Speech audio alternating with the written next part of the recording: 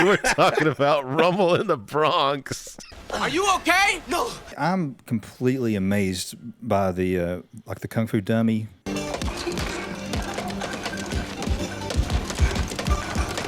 Danny, Is he wearing a onesie, by the way? He is, dude. Yeah. I have that in my notes, and I got to start doing some crunches or something. He's 41 here. Jesus. This is where he broke his ankle. Jackie Chan is talking about it. He said, But how can I run? Then we put the wheelchair like this. Yeah, for the tie shot. Deserves an Oscar for this acting performance. Hi, Kyung. Good moves. You're number one. Give me more Danny. "Give me more Danny." Kyung! Okay. 4, 3, 2, 1. Cue music.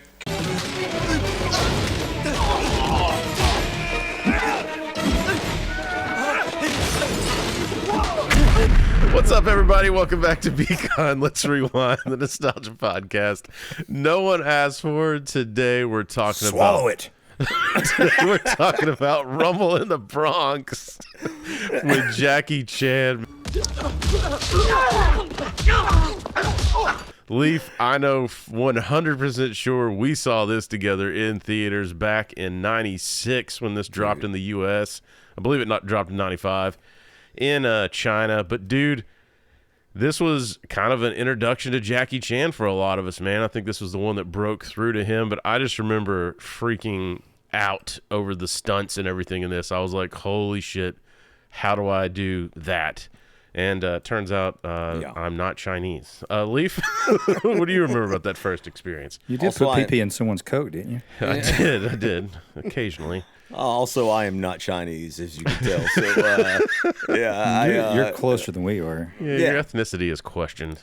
Yeah, it's questionable. So we definitely saw this together, and we were like everyone in the public would soon be sort of enamored with Jackie Chan. I'd be lying to say I'd never seen him before this, you know, like he had been in a couple of things, like American films. He had some bit parts and some things, which we'll talk about later. But you're right, like this one was one that's just like wow, like this wowed us both, I think. And what's great is this really isn't super in the rotation. I don't think I've seen this since we saw it in theaters, and it was a blast of nostalgia when I went back and watched this. Like, so many fun memories. The music, the stunts, the pacing, man. Shadwick, you have an awesome story about this because I remember you saying when you started to watch the watch-through again, you were like, this movie sucks. And then what happened?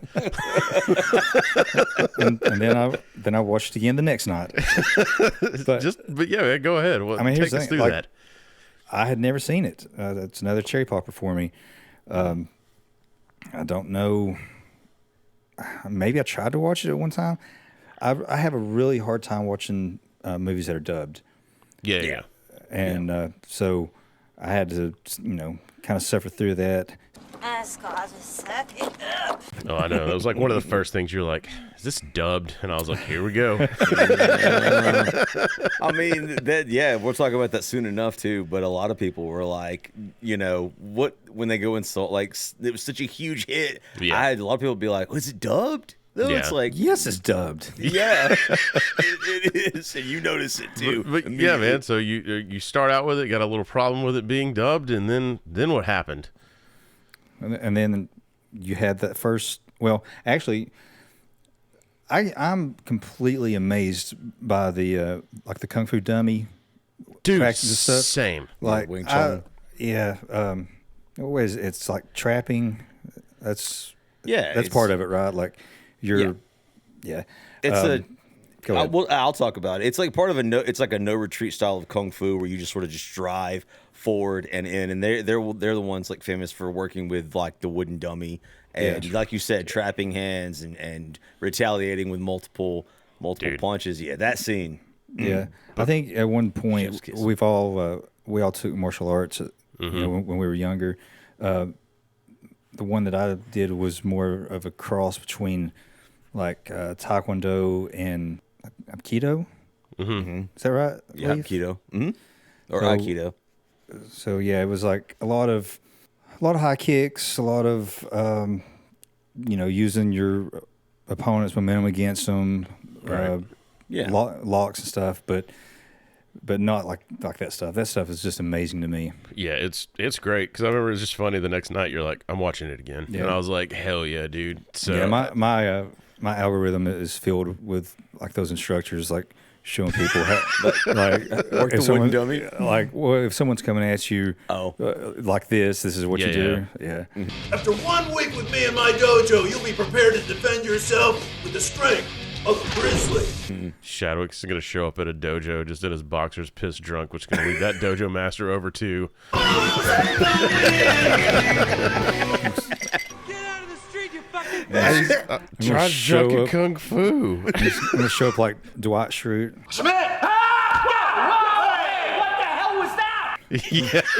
Yeah, Sensei, you're in a class of kids. Dude, I hate to wear it out. Whoever's doing the edit on this front end, I think it's my turn. But guys, tonight I'm drinking Coors Light because Bud Light won't pay me nothing. We still have yet to be paid by Bud Light. So if you get tired of hearing it, somebody sponsor our podcast with booze. And one also, if you're paying attention, the booze watching this, a homegirl that buys the store. Yeah. After it's destroyed, she cracks open a big tall boy of Coors Light. Yes, she does, man. Good job, dude. Good booze watch, Shadwick, man. So Shadwick has the booze watch with his Coors Light. Leaf, what are you bringing to the party tonight? Man, I'm drinking whiskey like a fucking schlub, dude. Fucking loser. Is it Japanese whiskey, which I had, and I was really excited about it. I got some Japanese whiskey that was fairly expensive. I was like, yes. God, man, do you find it hard to hide the fact that you're gay? A little bit. In my mouth, up my ass, this kid don't care. That lager really hits a spot. Dude, I was like, I got this Japanese whiskey, and I don't know what I was expecting, but I just sipped it, and I was like, well, that's fucking whiskey. I don't know what I thought was going to happen with that, but it... Was it peaty? It was, and I didn't like it. Pete and Pete? Yeah. No, I was not a fan, Leaf. But so, do you want to shout out the exact whiskey you're drinking? I'm drinking Nearest Green, the Uncle Nearest brand again. I went back to it. This is the cheaper one. But I like this one, man. Yeah, I really do like Nearest, it, man. sponsor our podcast, dude, for the love of God, man. Yeah. Also, dude, this is we like it here. Exactly, man. Dude, last of the month, man. So shout out once again to our Rewinder of the month, Randy. Randy! We love you, Randy. Make love to me, Randy. Please. Which she was talking to me on there. Dude, what's funny is he was responding to our Saving Silverman, and I guess everybody's got that crazy ex. He shouted her out in there. That it was kind of a therapy session for him. He also said, I think he studied over in Europe at one point and stopped telling people his name was Randy because of Randy. So I make you Randy, dude. Solid dude. Actually, this was fun about this, man. You make new friends through all these people we're meeting, man. So it's fun. Randy, thank you so much for all the support. Also, check out our brothers over at Sleepy Dads for bringing Randy to us back in the day, man. So please do that. If you too want to be a Rewinder of the month, man, just hit us up on social interactions on YouTube, dude. We're getting interactions on Spotify, YouTube, all kinds of stuff, man. So just find us, hit us up, and you too can be Rewinder of the month, man. And before we get over into the meat and bones of this, man, also, last time around for our homeboy, that movie dork, man. Want to thank him so much for doing some cross-pollination this month with us. And gross. This kid don't care. So let's take it over to that movie dork. That movie dork here to deliver some lethal blows of trivia about the chaotic Jackie Chan classic, Rumble in the Bronx. While it was set in New York, it was actually filmed in Vancouver, British Columbia. The warehouse fight scene took 20 days to shoot because Jackie Chan had to teach all of the local stunt performers how to fight Hong Kong style. Jackie Chan broke his right ankle and foot, jumping between the bridge and the hovercraft. So he wore a sock that was painted like a shoe over the cast so they could finish filming. Hell yeah. I'm tapping out, so follow That Movie Dork on TikTok, Instagram, or YouTube for more sweet trivia about your favorite movies. Thanks for the time, fellas. Back to you. Hell yeah, thanks again, man. That Movie Dork on Instagram, YouTube, and TikTok, man. Go give him a follow. Also, check out our Patreon. We've got a Getting to Know You segment we'll be dropping at the end of the month with him, man. So thanks again, That Movie Dork. And with that, Leaf, maybe you should just go ahead and kick us off with some boring-ass facts. Dude, literally kick us off, man. Jackie Chan, a Jackie Chan classic. For those who are uninitiated, Rumble in the Bronx is a 1995 Hong Kong action comedy film directed by Stanley Tong.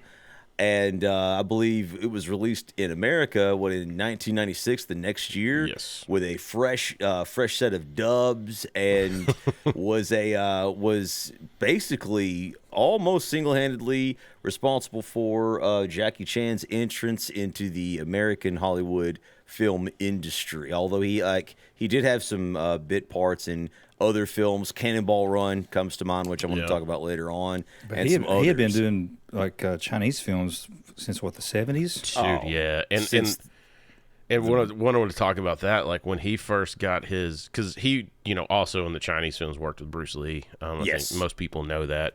But he was in a couple Bruce Lee films, and when Bruce died, they tried to basically shoehorn him. Dude, they made him the next Bruce Lee, and not like as in, hey, this is Jackie Chan, the next Bruce Lee. They're like, hey, this is Bruce Lei, this is Dragon Lee, this is Bruce Lea. Like they were trying, and not just with Jackie, with other actors and stuff too. They were really just shoehorning anything with a Chinese guy on the front doing martial arts that they could. But when he got his first movie, there's a stunt I hope we can include in here and find it.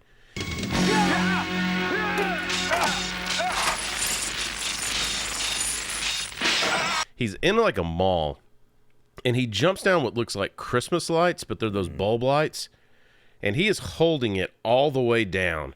And it's like he's going down like 3 or 4 stories, and they're popping in his hand. And like he just, friction burned the shit out of him, not to mention probably got some plastic in his hand, wrapped his hand up, came back to work the next day, kept going, man. Like that was in this movie? No, this was like his first movie in like China. Was that Twin Dragons, maybe? Maybe. I don't know. Like, I've just seen the clip. Like, I was just like, holy shit. Yeah, like, it's no net. It's just grab and go, kid. Hold on for dear life, because your life literally depends on it if you fall. Which makes you respect him that much more, man. He himself obviously was a prolific martial artist and stuntman in China, and went on to do, like, he was by the time Rumble in the Bronx like aired, he was already a mega star in China. Yeah. Like huge, like top tier. Everybody obviously wanted him, but he still lacked his.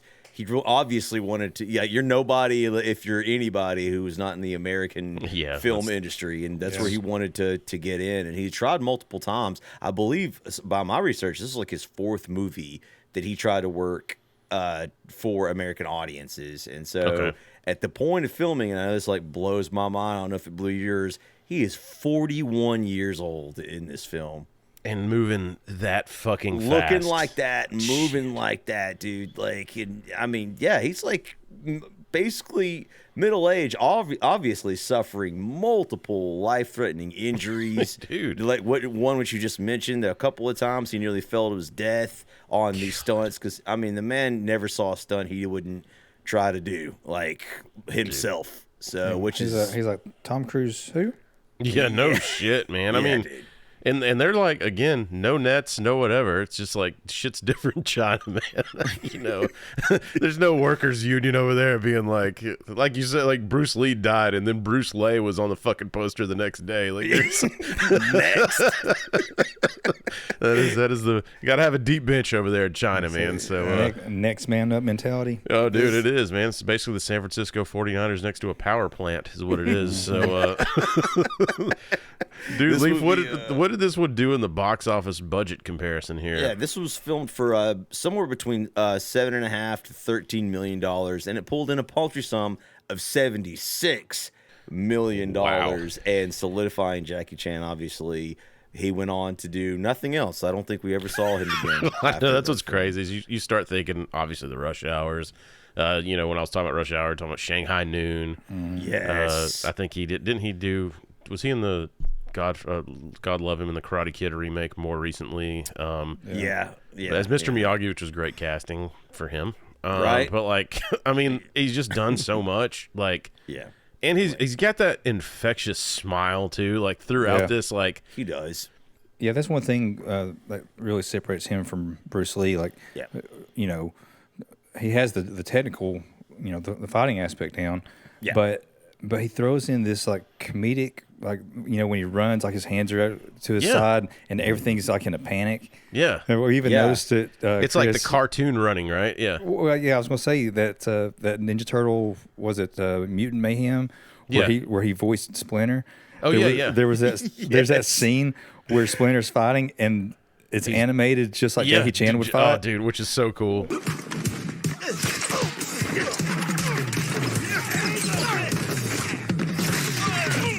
Especially cool in theaters. Have you seen that, Leith? I have, yeah. And let's also not forget the Jackie Chan Adventures. He had his own cartoon. Oh, yeah, he had his own cartoon and shit, man. Dude, he blew up on this one, man. What's the only thing I think that changed in the U.S. version, what I found, is he's supposed to be like an ex-cop in the Chinese version, but it's never mentioned in this. And even in the very beginning scene, or one of the beginning scenes when he's at his uncle's apartment, like, I only caught it this third watch through for some reason, I guess because I'm just doing whatever, but he stops and looks at his dad, and I wonder if that was a bigger part of, it's like his dad's ashes, I assume, that's up on this mantle. Yeah, in the original, he's a cop, and his dad had been killed by burglars. See, that's something like that. That's what I figured, is like, so it just, because it's just this weird scene of his dad, and then it's like never touched on again, you know, where it's just kind of, I missed it because it really wasn't hammered down. I think I read that the Hong Kong version was 27 minutes longer, something like that. Oh, wow. Yeah. And I think he maybe had a girlfriend back at home in that version also. Okay. So there was and also like that movie Dork touched on, this was filmed in Vancouver, which this to me is someone, and obviously, like we said, he's 41 years old at this point. He's done a lot of movies. He understands. They had like these set designers and these producers, and this is supposed to be New York, so they're trying to get these mountains out of the background. They're trying to do all this shit, and Jackie's like, just concentrate on the action. Don't worry about the background or whatever. Almost like Jackie Chan had like a crystal ball to look into the future when everybody had opinions on the internet. Actually, there are no mountains in New York. Maybe he had a crystal ball. I was like, those towers are not even going to be there. All right, man. Let you go ahead and kick us off. This train wreck of awesomeness we're doing. Dude. So the opening credit scenes happens, and with Jackie Chan's arrival in New York, his character Kyung arrives from Hong Kong, fresh, and he's. Did y'all catch that he's at the airport and they're doing the white areas for loading? Oh, dude, I totally picked it up. The fucking airplane joke. Listen, Betty, don't start off with your white zone shit again. Just say it. You want me to have an abortion? And so, Jackie Chan's character Kyung is visiting the United States to attend the wedding of his Uncle Bill, played by Bill Tung, who is obviously retiring and selling his grocery store in the Bronx that he owns. And Kyung, obviously. Who's also obviously very excited every time he speaks. Yeah, every time. Just so over animated. Yeah. Bill Tung has played in a ton of movies with Jackie Chan. Has he? Okay. Yes, he is. He's always like a police chief or something, some older mentor to Jackie Chan's character. And they had good chemistry. I mean, they did. They've been working together since basically the beginning, almost, and a lot of, especially in China with us. You know, a lot of his other. And that's why not only is their chemistry good, like Uncle Bill's like comedic chops are all there because he often played like a like sort of a comedic like comedy relief in his films. So obviously Kyung is a sort of a fish out of water here. He had never been to America before, and so his uncle takes him back to his apartment, and this is where we get that scene where Jackie Chan finds a wooden dummy in his apartment, and there is that brief scene about his dad, which we kind of the film kind of, the American version glazes over that, but Jackie Chan sort of cleaned, like it's like got clothes and stuff on it, and Uncle Bill's kind of like, oh, you still practice? And Jackie Chan's like, oh yeah, a little bit, and then he proceeds to just work this thing.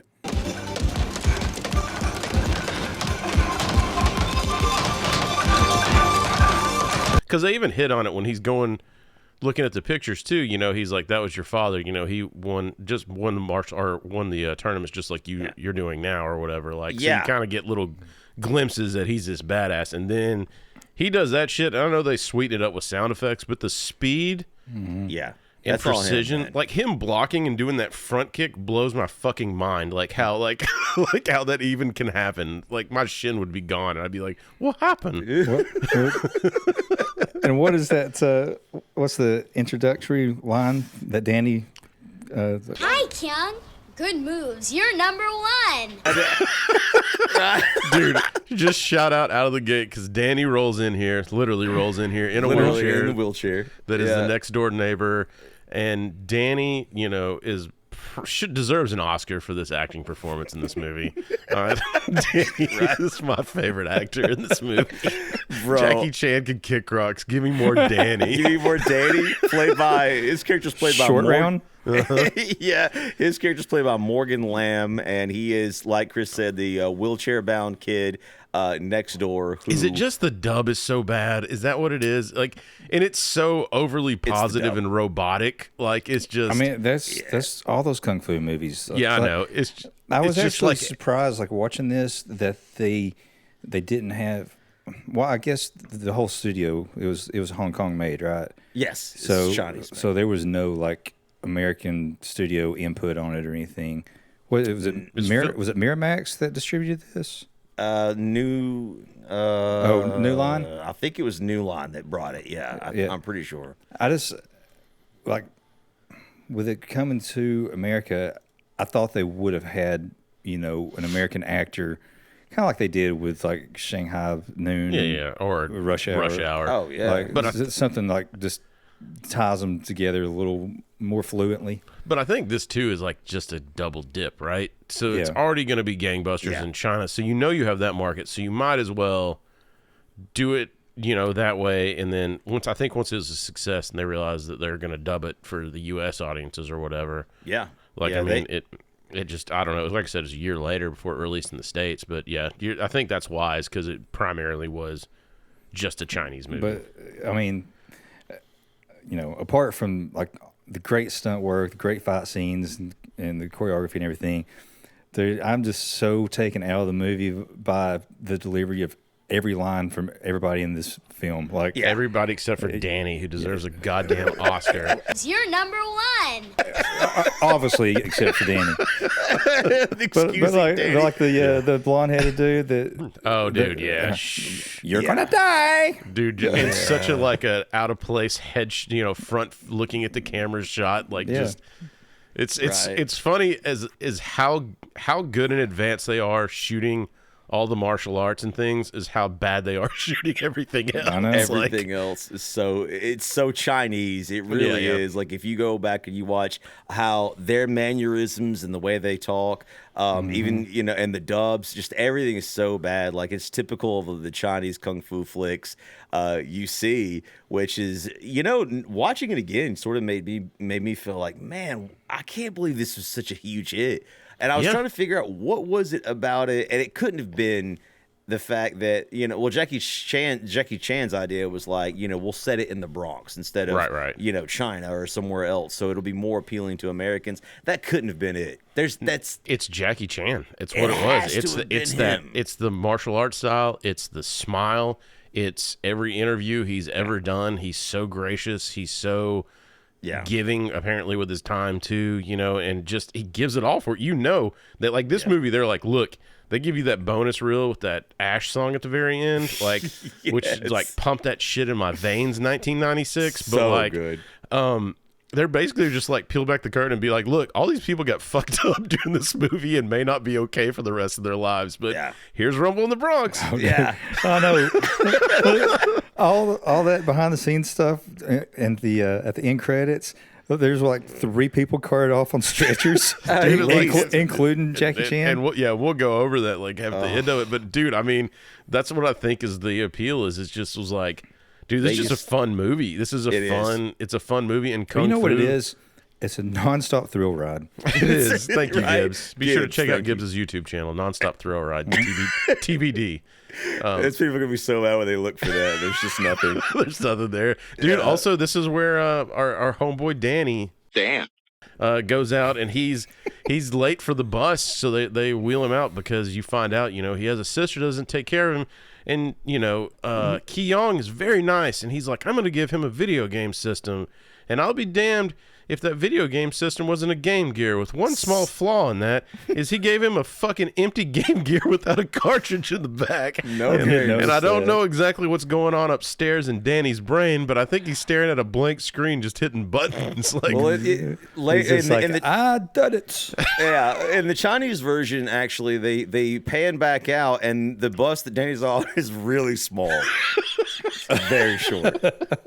So that's where you guys missed that. He's sitting next to shotgun next to Mongo. Yeah, it's no, but he does give him a Game Gear that is a Game Gear. Really grown. Yeah, Kyung's instantly nice to Danny, and that plays in important expensive thing to give away. Jesus. Later, and it's important here to mention too that as much as the film is full of action, we do have this section of the film that's sort of setting up the characters and what's going on. So the next scene, Uncle Bill decides to take Kyung to meet his brand new auntie at the grocery store in Bronx. It caught me off guard. Dude, same. It hits. And again, Jackie Chan, his comedic chops are so freaking strong. And it's great, though, when he gets there, you start to find out, Uncle Bill's a little bit of a shyster. So the reason, he's like, well, if you're selling the place, why are you painting it up? And he was just like, it'll look good for the buyer. But later on, I picked up this last watch through. He was just like, see graffiti on all these other places? Yeah. There's no graffiti here because they respect me because they just painted over it. This is not a bad part of town, not for fucking me. Shyster. I like it, man. Little breadcrumb trails there, where you're like, all right, sweet. He's a shyster, man. But he does take him back to the store, like you said, rough part of town. Yeah. And we meet Auntie. Shao would tell this because, dude. Yeah, he goes into the store and he sees this Chinese lady, stocking shelves, or whatever. So obviously that's his uncle's bride to be, and he goes introduces himself, and Uncle Bill's like, my nephew Kyung. This is your nephew. This chick, she looks like the Oracle on the Matrix. Yeah, she's big and very black. Yeah, and so over the top, and dude, and she's the super happy, over joyful, loves everyone, and it's just old Chinese man marrying a younger, bigger black woman. It's just a contrast, and it's funny as shit. It's so funny, man. And when she goes, she just shows up, grabs Uncle Bill and kisses him on the mouth, and Jackie Chan's standing there. The irony of the dick size. Yeah. Yes, thank you for talking about the mini elephant in the room shot. Oh, that just hit me. Yeah. And so we get to laugh here about that, and immediately we also meet Elaine, the Chinese businesswoman who is buying the store from Uncle Bill. There's another joke about the one-way mirror where Jackie Chan's flexing in front of it, popping a zit. Auntie says a joke about throwing a hot dog down a hallway. Something like that. Yeah, you ever parked a bicycle in an airplane hangar? Yeah. Oh shit. Yeah. Did you say steak? Did you say steak? No, mistake. Can't wait to cover Dick Bigelow. And finally, we also meet Uncle Bill's friend, Stephen Chang, very briefly, who brings an antique car for Uncle Bill to borrow for the wedding. And they never really reference it much other than that, but it's a plot point here in the film. And so we meet a bunch of different characters, and obviously that night, Kyung wakes up to a ruckus. What ruckus? I was just in my office and I heard a ruckus. Motorcycles, yeah. Motorcycles, just revving motorcycles, and we find out Jackie Chan looks outside and he sees a couple of motorcycle gangs racing in the streets for cash, as they do in the Bronx. Dude, and I wonder if this is the longest a Jackie Chan movie has gone without a stunt. Like, because he had to, like, the stunt he does when he gets out of the window, because he looks down, you know, while this is stacking up, and he sees. Is he wearing a onesie, by the way? He is, dude. I have that in my notes, and I got to start doing some crunches or something. He's 41 here. Jesus. Oh, wow, dude. My left beanbag would be hanging out. Like, but he looks out the window and he sees the goddamn village people out there. Yeah, no joke. They got fucking Christmas lights on their go-kart or four-wheeler ATV. I'm not really sure why that's in the streets of New York. Bro, it's like the Warriors almost. It was like the Warriors, man. Yeah, like everybody's like they couldn't afford the Warriors, and they just got the almost Warriors. And... Oh, it's the the fucking dude from the Running Man. Yeah, Dynamo. Oh, Ortho? Yeah, Ortho? Sodomo? Yeah, Sodomo. That's it. But they have this race. So there's two girls on the bikes, and they're about to race. And so you don't really know what's going on. You know, like the money's dropped down. It's double or nothing. It's set up, so you assume they lost before. So when Paul Abdul didn't come out there and start the race, I just didn't watch anymore. Yeah, you were out of it. And you don't really understand what the race even is. Like that, you're like, okay, you think it's just a straight shot, but then they turn around, you're like, okay, so what's going on? And part of the race is apparently to fuck up everybody's car that's parked outside.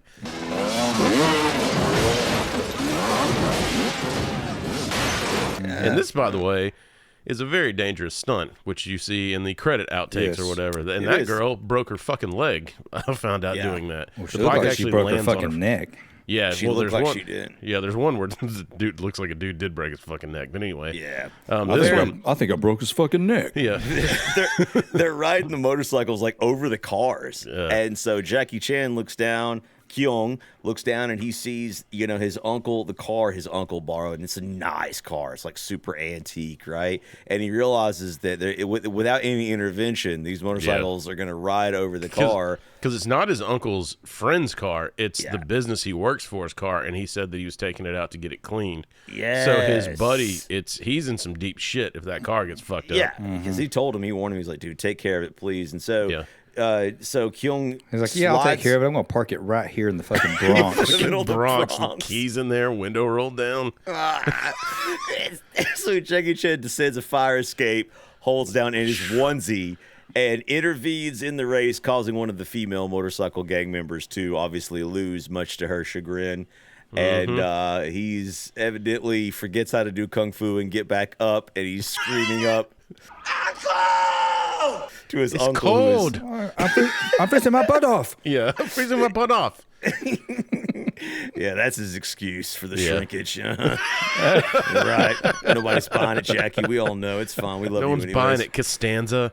You mean shrinkage? Yes!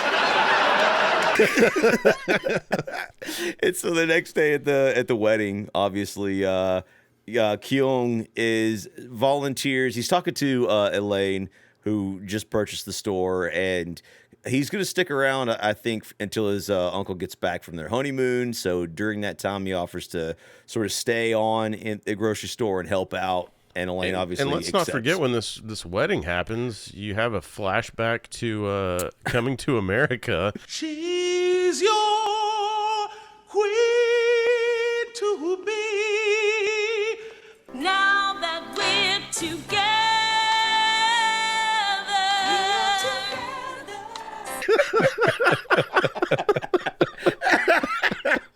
That's immediately what I thought of when she just starts singing out of nowhere, like singing, dude. And of course, she's fantastic at it. Like obviously, she's got the soul, dude. She's got the soul completely glow. Free of infection. Yeah, infection free. And so, like at the end of the wedding, we obviously find out that Kyung is going to stay on and help with all of the transition. There's some paperwork. There's some loose ends. Lets his uncle go out on the honeymoon, man. Yeah, Elaine's that's just paperwork. Yeah. Elaine is ecstatic to have him, obviously, on to help with all of that. And so the next morning, Jackie Chan awakes in his onesie again, doing a handstand at 41 years rollback old. handstand. Did you do those? Did you do those in wrestling, Chris? So I didn't do your kind of wrestling, but I wrestled in high school. No, we did forward rolls is what we did, but we never did back rolls. See, we did all those like neck bridges and shit. Yeah, those are great. Ask Kurt Angle how's neck's doing right now. Yeah, that's great. Well, ask me how my neck's doing. But we would do that, like roll back into a handstand, but I never had the balance to start doing handstand push-ups from that point. It takes an incredible amount of skill, but basically Uncle Bill and his wife now come in and they wish him the best, give him some spending money, and they're off to their honeymoon. And Jackie Keong shows up to the store for the first morning work, and it is no time at all that the trouble starts. Two-way mirror, man. Two-way mirror, and we get to see the gang members just suddenly come into the store. They start causing trouble. They start thieving, breaking things, stealing, just doing all kinds of gang member shit.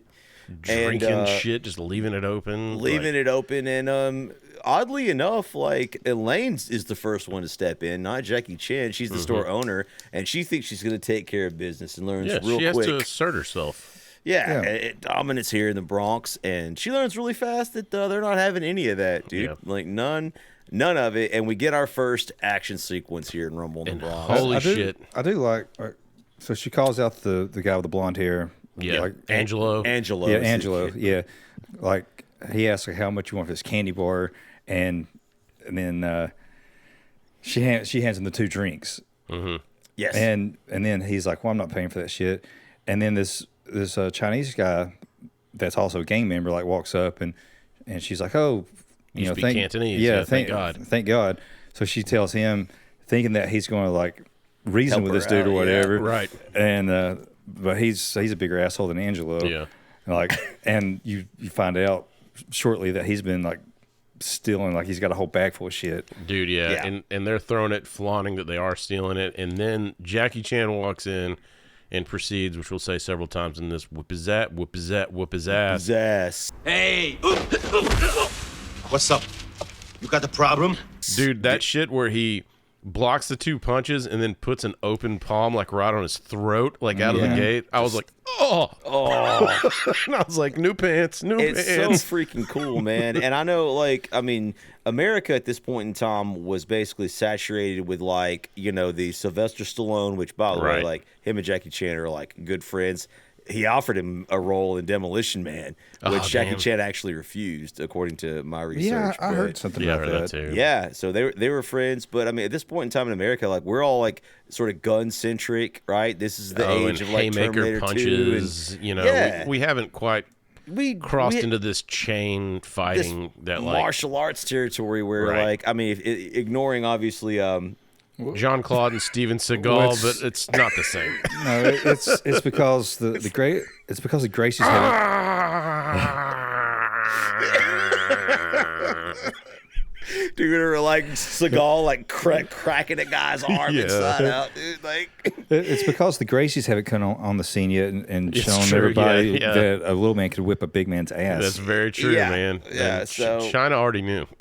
I had friends that had never seen any kung fu movies or anything before this, and they're shocked. Like Chris said, the speed at which Jackie Chan moves, the action sequences,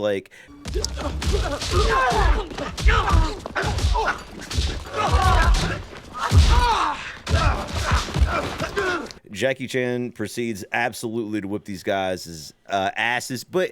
And I wanted to mention this earlier too, but this is a perfect time because Jackie Chan did want to set himself apart from Bruce Lee immediately, and how he decided to do it, and you can find interviews of him talking about this, was that he wanted to intersperse and intermix comedy. Yes. So because Bruce Lee was so cool, everything he did was just so awesome.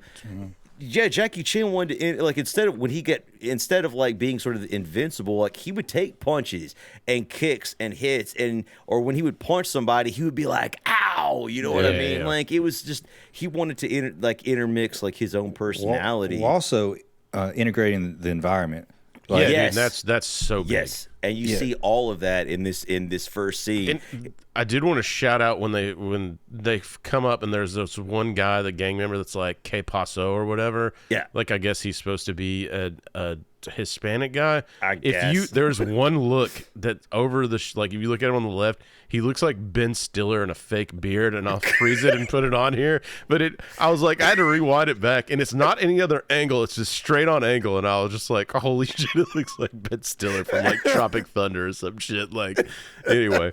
He beats the shit out of him, and one of my favorite parts in this, dude, is when he starts using his shirt more or less like a whip chain, or like a chain, like jacket.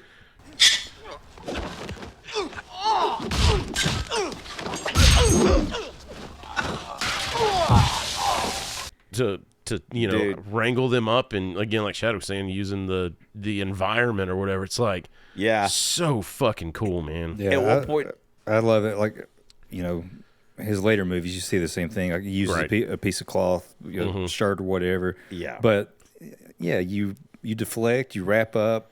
It's so fucking great. And it's so fast, cool, man. He grabs a drink and blasts it in the dude's face, and he almost gets stabbed like in the back by a guy with a knife. A guy pulls out a knife, and he like wraps up the knife like in the jacket, and just sort of like disarms it and just side kicks a guy across like one of the aisles, and it is so freaking and it's cool. So fucking. I mean, anybody that did any martial arts or whatever, like we. I feel like I'd always have to load up a sidekick for like 4 days before I threw it. You gotta be kidding me!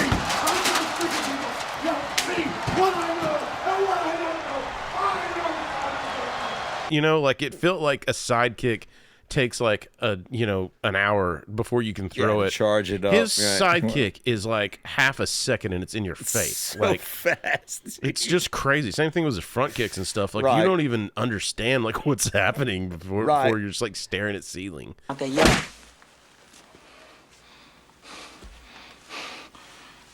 Which one of y'all kicked me?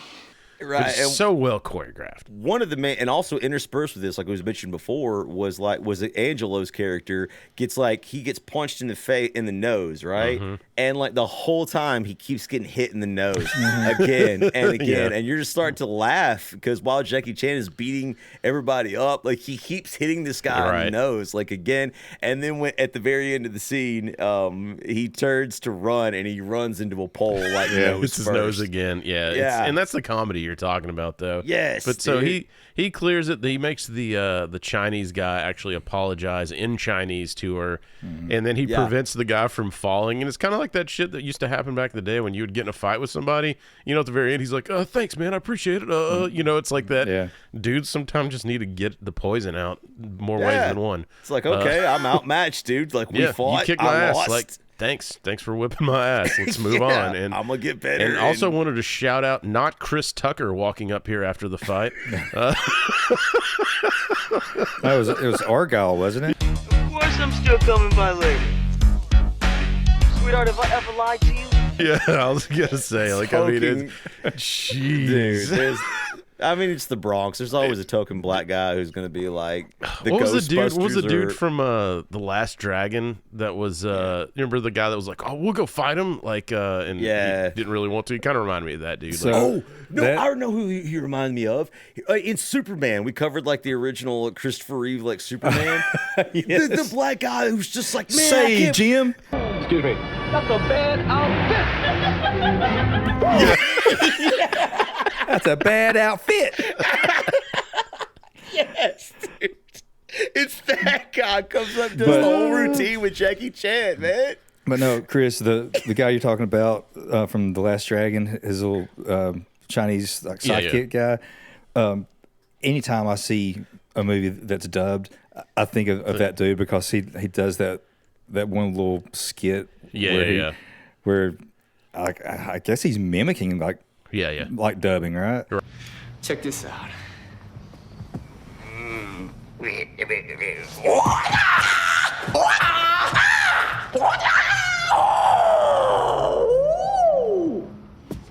Right. We'll cut it in here. It's funny as shit, though. Yeah. But, dude, so good. Like you said, you have Argyle, not Chris Tucker, guy from Superman, cut in whatever black stereotype this guy was in the 90s. I thought we were done with that by the 80s, but I guess in China, they're a little bit behind. So that shit still flies in 96. Speaking of Demolition Man, I think Wesley Snipes kind of channeled this guy for Simon Phoenix, didn't he? Yeah, a little bit. I mean, I mean, goddamn. Yeah, just a little more menacing. But yeah, so after the fight's over, of course, everybody's like, "Oh shit!" The new store owner is like, "Damn!" The not Chris Tucker's white girlfriend is like, "Damn!" And it's just this, like, once it's over and like all the dust settles, even as a viewer, you're like, holy shit. Like, I'm almost like, I want to fucking wind that back. Like, that was so fast. I want to see it again. Yeah, I actually did. She wanted a clean pair of shorts. She was looking for Ray Finkel in a clean pair of shorts. Dude, man, I was also excited, man. Just feel these nipples. Oh, yeah, you can milk anything with nipples. I have nipples, Greg. Could you milk me? Dude, I didn't know if you noticed, there's actually a dehumidifier back there that turned on immediately as soon as it got done. It was next to her. That's a deep cut joke. You're going to have to think about that one for a little bit. It's because her pussy was moist. We're gross. All right. You just had to get the French mouse in early this episode. Yeah, just cut out everything else. Just when I say the dehumidifier joke, just put in the French mouse. It's still funny. I don't give a shit. It's so good, dude. And the action basically... She's just like... She looks up at Jackie. She's like... He slimed me. It slimed me. Man, so after everything's done, everybody's leaving, still kind of raving about what Kyung did. And, you have this scene where she's trying to pull the gate down. Yeah. Kyung helps her, Jackie Chan's character.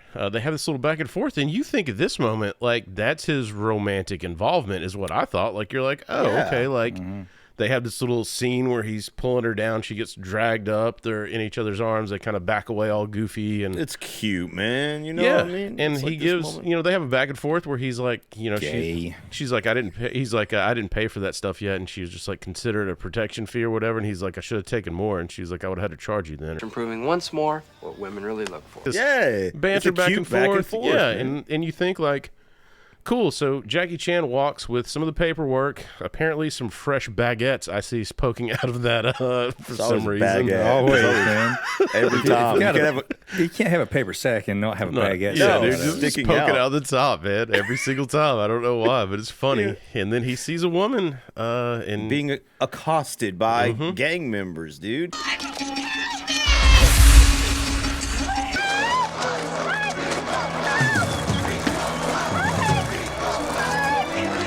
And he's Jackie Chan, man. He's Kyung from China. And he's got to intervene. He's got to help her. Which, like, I love this because, like, he pretends to be, like, a police officer, right? Stop! Police! Police! Don't move! I shoot you! And, like, with a gun. This goes back to what I was saying before. If you had talked about him being a police officer, he pulls his wallet out as the fake badge. Like, that's why he would know to do this, is because he was a police officer or is a police officer. Yeah, and he announces he's a police officer, and obviously the criminals flee, and he runs to check on the girl who we recognize as immediately the female racer in the gang that he interfered with, and it's obviously MVP Danny's sister. Yeah, and beat her up. We don't know that, but right. Yeah, and so he immediately, she expresses her gratitude right before kneeing him in the groin. And we find out it's an ambush by, obviously, the gang members. It's a trap! Who are none too excited about being thrashed in the grocery store earlier. This shit where he's like running, and the fence stuff is fucking impressive as shit. Like, because that's all one shot. Like, he's running, he's jumping over the fence, he's like... Walking and jumping and running in place. wiggling around, like getting away from them, jumping in between. Parkour! Michael, parkour! Parkour! Extreme! Parkour! Parkour! Yeah, and I know jumping in between like these window seals up on the top where he does this cool little spin before he kicks a dude in the face. It's this whole, like this is just, it's amazing. This whole scene. It is so good, and this is a different action scene than the first one. Obviously, we get to see him sort of like be the hero and beat up the bad guys in the first action sequence in the store, and now we're outside. It's nighttime. It's shot sort of in a different way, and you see the Jackie Chan where he's not this invincible superhero. Like in other martial arts films, he just would have beat everybody up, but here he's clearly outnumbered. Like he was some kind of a super cop, like a super cop or something like that. Like in someone's police story. Yeah, exactly. Well done. And so he's fleeing because he's outnumbered, and like Chris is saying, he's hopping over fences, like tall fences, not like 6 foot or like 11 feet in the air. He's going up.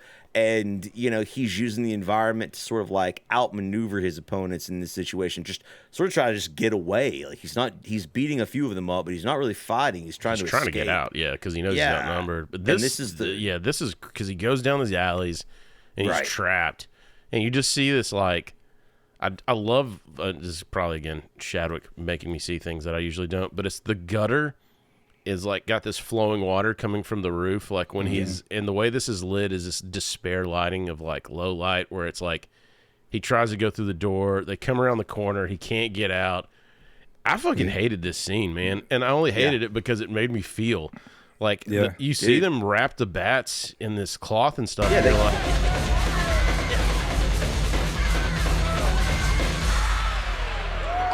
ready? They're like, I thought they were about to set him on fire, or they're going to do, and they start hitting bottles at him.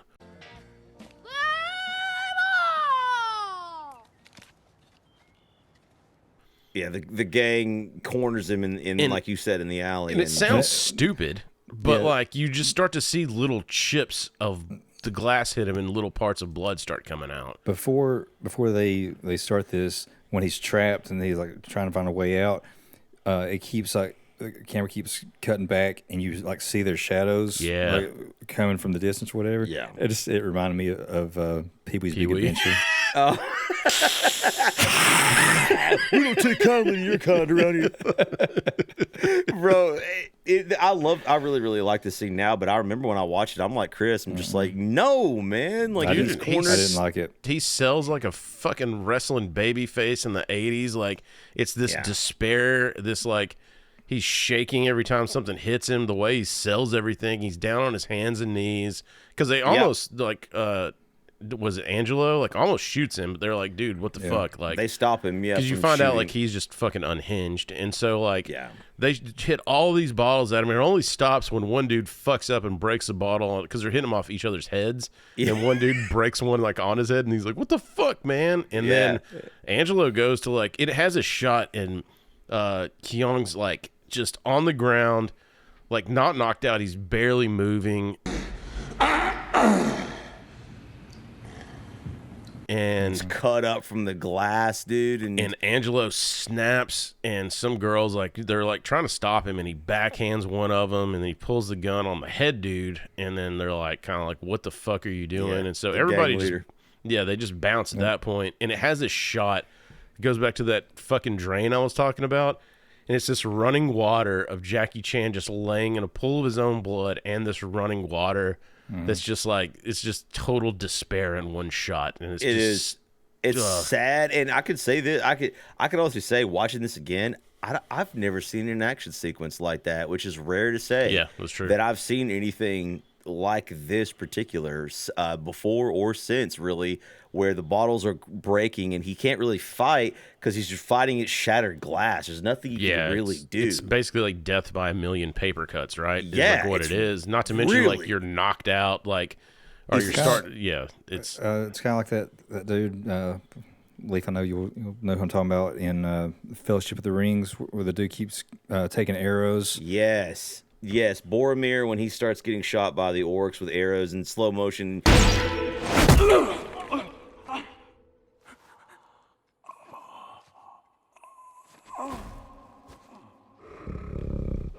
And this scene's also sort of in slow motion too. And yeah, it's like Chris said mentioned as well, it's like this utter feeling of despair. It's like, he's cornered, he's outnumbered. They have guns. Like, even though like the gang leader didn't allow Angelo to shoot him, they can any time. Right. And yeah, it's just this, and the music is just so sad.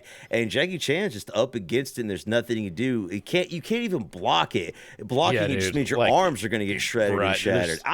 And you can't escape because there's 20 dudes over there, and they've got a gun. Like you said, they got guns. It's just you're screwed. You just got to eat it, and he does eat it. And I kind of want a MythBusters episode on this though. Like, can you wrap up a ball bat in a flannel shirt? And at the cabin, we'll put the ball on Lee's head, and then we'll wrap up the base. Let's do that. Yeah, and I'll just be like, and you crack it off my head and see what happens. Just so you know, I have a low to high swing. So, okay. All right. I'll make the gang members didn't seem to notice. I'm fine. I'm like May or April edition of Be Kind, Let's Rewind. Leaves like, welcome, young Ryan. When the fuck did we get ice cream? Drool coming down this shit. Chocolate. You can still see the baseball bat still lodged in his skull. Yeah, I got pieces of glass in my bald skull, dude. But it cuts from this heart-wrenching scene back to the apartment of my homeboy Danny. Danny, dude. And his sister Nancy finally strolls in. And well. It's homegirl that's been causing all the trouble. Who's she played by? That is Francois Yip is the actress's name, and she is beautiful. And we loved her acting. In fact, Matt and I used to freeze frame a lot of her acting from that movie on the VCR and play with ourselves. I was like, maybe if I can hook up with her, I can hang out with Danny, the MVP of this episode. Play his Game Gear. Yeah, play his Game Gear. Be like, hey man, here's an actual game that you can put in the Game Gear. He's like, oh shit, Kyung, this is way better. Where did you learn to talk like that? But this is a big reveal of the film because, we find out that Danny's neglectful sister is Nancy, the biker gang girl. And, and he talks about Kyung immediately. And she's like, what did I tell you about hanging out with randoms, and not everybody in this world's a good person, and she's you could tell she's neglectful, but she is concerned about him, at least mildly. Well, I mean, what would you do if your son was at home crying all alone because he's hungry, and the only way to feed him is sleep with a man with a little bit of money, and his daddy's gone in and out of lockdown? I ain't got a job now. To you, this is just a good time, but for me, this is what I call life. And during this scene too, I kept thinking, like, what's the deal? Like, what's the trend with guys in wheelchairs having hot sisters? Oh, damn it. Leaf's like, we're not doing the baseball thing in the cabin now. We're not doing the baseball thing. Yeah, Shattuck, you ruined it. Are you happy now? You happy? Now we're not. Yeah, now it's what you get. We're not doing it. Dude, now. I see in your notes too. You have the same shit I had. I was mad. The Game Gear with no cartridge in it. And he still has a Game Gear with no game in it, dude. I don't understand. I don't understand how anyone misses that. Like, you had continuity people worried about fucking mountains in the background. You couldn't put a goddamn Sonic and Knuckles game in the back of there. Like, I blame Jackie Chan, dude. I blame. He's got a cracked ankle and a crushed skull. You know what? They didn't want to put Japanese products in this movie. I guess. I mean, that makes sense. What it really was. You're Dude, right. Also, shout out in the background, Leaf. I saw your boy up there on the wall, Mr. Dan Marino. And I saw it too, man. I was fucking bothered as shit. I was messaging you guys on Discord. I was like, I know that's a baseball poster. I know that's a first baseman because of the pose, and I couldn't make it out because it has this blur. And I finally made out the Cubs logo when I was up against my TV with a magnifying glass, and I was like, "It's fucking Mark Grace from the Chicago Cubs." Yeah, you sent me that. I just saw like the little thumbnail that you sent in Discord. Yeah. And I was like, that's a Cubs first baseman. This was in the 90s. That's Mark Grace. Yeah, exactly. I know. And it took me so long because I couldn't make out the uniform. Like, right, it's all blurred. We'll put a side by side in there. Yeah. Anyway, second base. Ron Sandberg. Ron Sandberg, yep. Late, great Ron Sandberg. And it's one of those. Sean Dunston on shortstop. Jesus Christ. You're a big Cubs guy over here, man. Man, you got to go back in time and put some money on the Cubbies.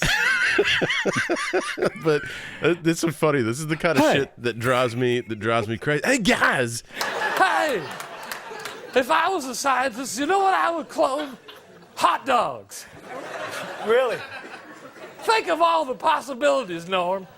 Imagine a world that... Hey, what's going on? This it drives me nuts though when I'll see these. These sports posters in the background, and I'm like, I fucking need to know who that is. I know I guess that's we like, gotta... but it's weird too, right? You're in the Bronx. You have a Miami NFL sports team and a Chicago baseball team posted up back there. Yeah, and Danny, Mark Grace, pick a side. No offense to Mark Grace, but it's not exactly like Mark Grace was the face of the franchise for the Cubs back then. It's just an odd choice for the background. It seems like they just like went to Goodwill and picked up whatever they could and threw it I up. mean, why? Man. I mean, yeah. You live in New York. In New York. And you've got a Chicago baseball team and a Miami football team. Football team, yeah. It's weird. It's just weird. And plus, like, this is mid-90s, too, so I don't know. I told Danny he was slow, man. Good moves. You're number one. I told y'all. No one was going to tell him. You think that game was just like the people that moved out before them just left it? But anyway, so you do find out, like, you know, Danny's mad because he's like, she won't get him a new seat cushion. His seat cushion sucks. The airport lost his cushion. Yes, the white zone was for loading and unloading. They told him, dude. So he wants a new cushion, and you know he's really hitting her in the feels with all. She's like, "I'll get you one tomorrow," and he's like, "Tomorrow, always tomorrow." Tomorrow. And tomorrow and tomorrow creeps in this petty pace from day to day to the last. Like, when was the last time you took me to the park and like let me go run around and dig? And put him on a leash. Put him on a leash. Like I don't know, man. Like, I mean, she at least like to take him to the top of a hill and push him and push him down. And so that's actually like pretty funny. Because that actually leads me up to shit stuck in my head this week.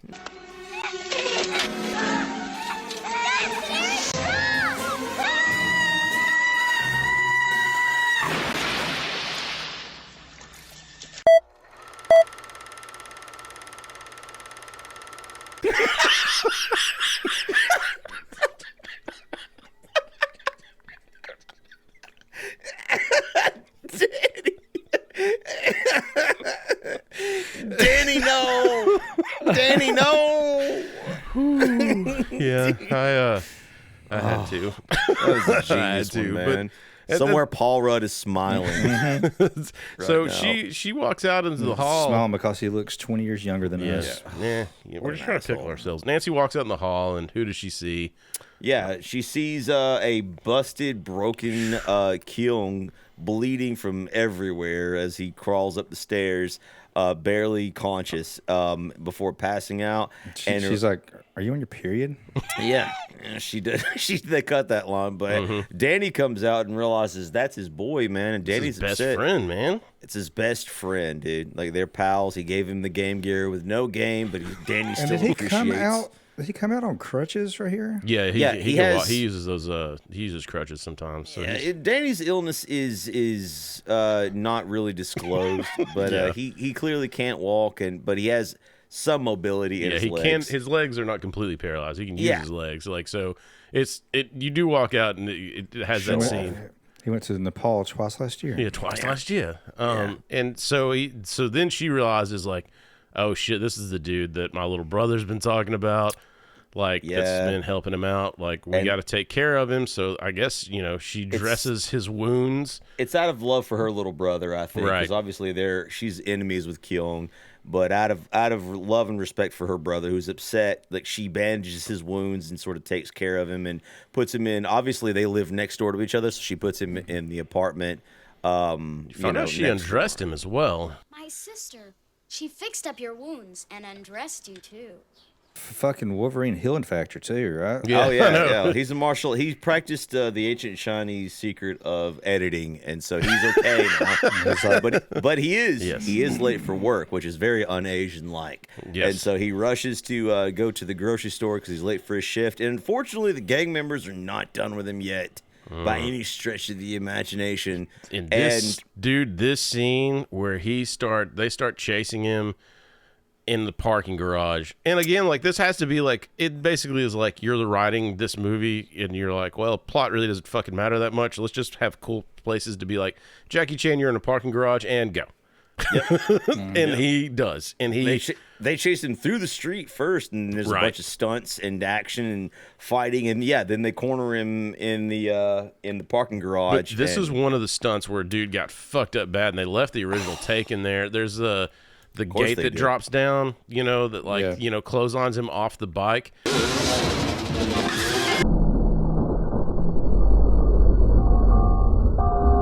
And you can see, anytime you see somebody fall out of camera and their legs are like going that way, that means they landed on their fucking head and neck. Think about where their head is. Yeah, and that's what this dude did. And you see him being carted off in the fucking song at the end of this. How mad would you be as a stuntman in action and even as an action extra if you nearly crippled yourself for life or died and they didn't cut it?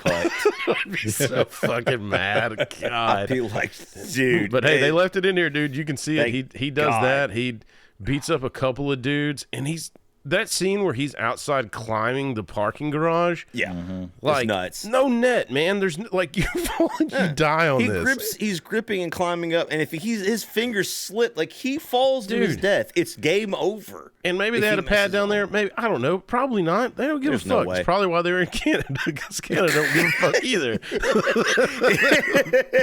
Jackie Chan ate a man's dick on set, but it was international waters. They couldn't prosecute. He gets all the way up to the top. And this is one of my favorite stunts. He gets up to the top. He's hiding. He actually tries to hide in the back of a guy just driving around with a bunch of inflatable balls in the back of his truck. Like, it's kind of weird, but he's trying to tell him to be quiet, and the guy's like, "Hey, who are you?" Which is what every American talks like in this. And the gang members, he's like just a cunt hair away from Buffalo Bill. Hey, who are you? And so he goes, dubs, bro. And so they get him cornered. They're basically going to throw him off, like, because they try to push the van off. He gets out of the van, and it falls to the street like three stories, and like a one shot down. too. Like, you see somebody jumping off of that van as that van is falling. Like, that is a human being that could have tripped, slipped, and fell to their death there.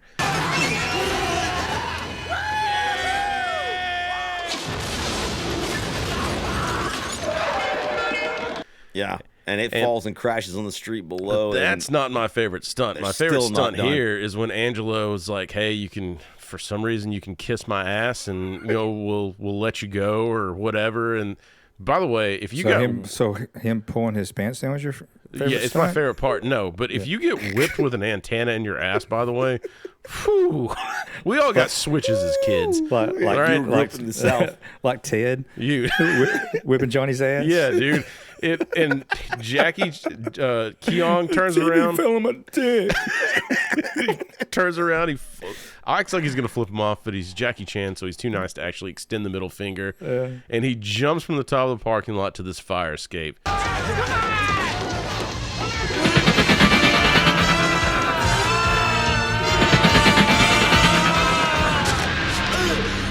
And this shit is nuts. Batman Begins, dude, and it's one shot. You see him like in the outtakes. You can actually see him do his little Jackie Chan dance when he gets down at the bottom, like, and he does that. Parkman doing his little shimmy. It makes the women here in Cleveland puke. Yeah, he like you're down a story. You're jumping, like, it's just so much can go wrong on that. Like, dude, it's if you're too short, you fall to your death. If you're a little short, you fucking hit the rail. Yeah, dude, and probably break your neck. Yeah, or rip your balls off. It's important to notice, like this like the building is like across the street, so he gets to jump like a really long way, like onto the fire escape. He jumps off of a car, right? Yeah, that's the thing too. It's not even off like the end of the ledge. He jumps off a car.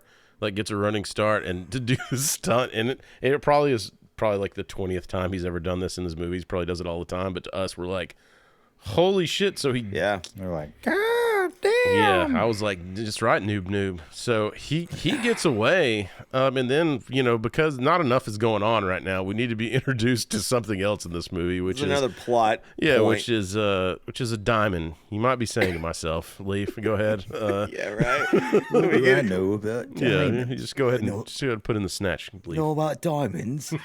We get introduced to a separate storyline involving a group of professional jewel thieves who attempt to steal a cache of diamonds from another group of criminals. Let's go easy on throwing around the term professional. I mean, look, they've got gloves, dude. Got fucking Penn and Teller. Jesus fuck, guys. It takes women 20 minutes to reach orgasm. It takes men 2 minutes. What other fucking proof do you need that there's no God? Yeah, dude, no shit. That's what I thought. One of them, literally, I don't know if you guys noticed this. Probably not shout it, but Chris definitely did. One of the dude looks like the man from Don't Be a Menace to South Central when he like puts one of the his glove on. Yeah, one of the main 100%, criminals. yeah, dude. And so it obviously goes south in this jewel heist deal. And the other group of criminals comes up bad. They're all shot up, and they're driving a car through the street. There's a car crash. They drive into like this building, right? Cool action scene. And after the car crash, stroke of dumb luck, the biker gang from obviously we know all of them, including Angelo, find the diamonds, and immediately the other group of sort of, like Chadwick said, professional jewel thieves show up, and they're looking for the diamonds, and they find out Angelo's got them, and they shoot at him and give chase, and he actually runs into the building where Kyung and Nancy live. And they're chasing him, and then Kyung grabs Danny and gets him out of the way, because actually there's a cutscene that if he had left in his wheelchair...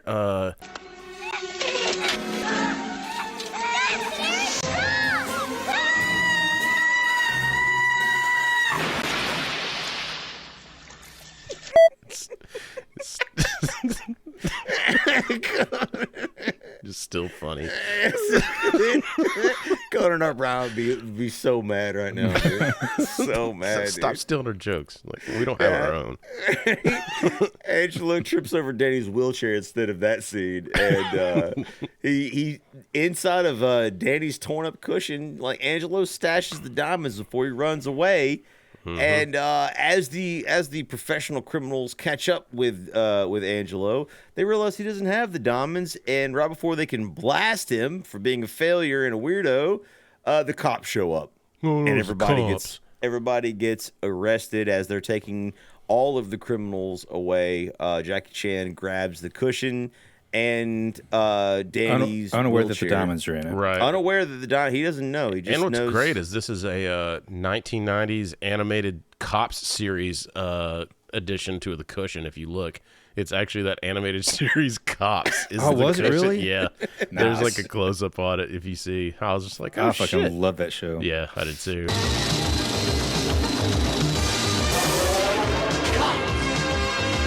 It's crime fighting time. So good. So dude. they only have the diamonds. I thought this was pretty good right here, because if he puts the cushion back in, as soon as Danny sits on it, he's gonna be like, "What the fuck's that?" Like, this cushion sucks even worse. What happened here? But his Nancy comes through. his sister got him a new cushion. She has the fastest character arc of anyone I've ever seen. By the way, warp speed. Yeah. It's like I mean, she notices, like, okay, this is, my little brother's friend. I'm going to take care of him, whatever. And then she goes into the other room, and she's just, like, hearing Danny and Kyung talk, and Kyung's telling him that... She has all kinds of jobs. Well, that just means she loves you. Just be good to her. And Danny's like, I wish I could play in the park with her, or I would get mad at myself, whatever. And then she just is like... Oh, she's an ugly crier, by the way. Yeah, she is. He But says like she just starts like crying, and then all of a sudden she's not a bad guy anymore. Yeah, no, he's like, she's really, isn't she pretty? Well, not right now. Yeah, because she's crying. But like, I know. Why is he always trying to pimp out his sister? Because every child needs a father.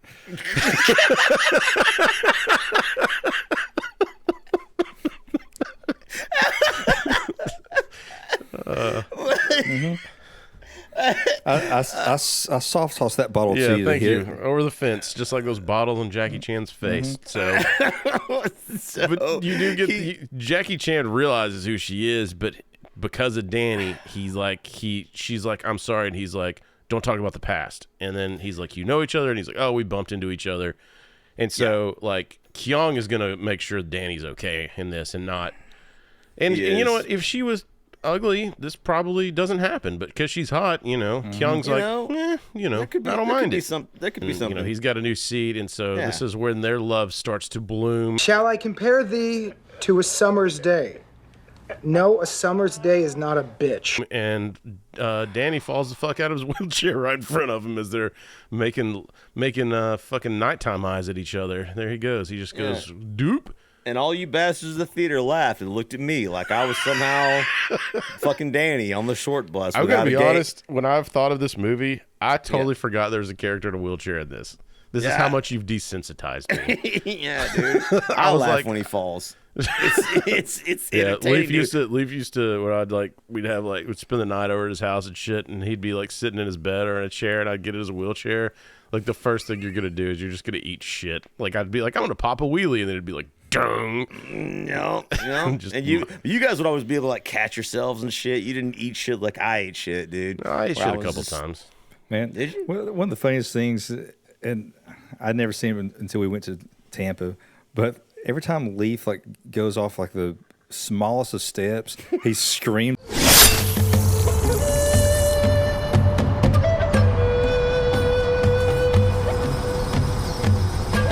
Entertaining. It's a super entertaining, but not as entertaining as our Patreon content. Dude, go check out our Patreon if you already haven't. You can get a month for free on the house. So good. Bonus episodes. What's wrong, Shadwick? Shadwick, don't make me share some more episodes with your wife's coworkers. Be sure to check us out though, for real. Patreon top tiers only like $4.99. You're gonna get bonus episodes every week. We're putting out outtakes that are either sidebars or shit that was too fucked up to be on a regular podcast. Lee's got some video game stuff. Shadwick's got an assload of doodles on there that he uploads. Tons of doodles. And some other stuff too, Shadwick. We've got some commercials and stuff that we'll be rolling out that are that will have the process on there too. And you mentioned what we came up with. And you mentioned earlier we've got an interview with That Movie Dork coming up where we sort of go back and forth on that. So if y'all liked his contribution to our content, like that's and we'll be making that one. Yeah, we'll be making that one for free. So anybody and everybody that you can get a taste of it, man. So I got all my wrestling stuff with my boy Anish, my boy Phil. So just go check out Patreon. That is the best way to help support us. And dude, $4.99 is nothing. Help us help you. And you know, I ask yourself, like, why do you do it, baby Billy? Because I'm selfless.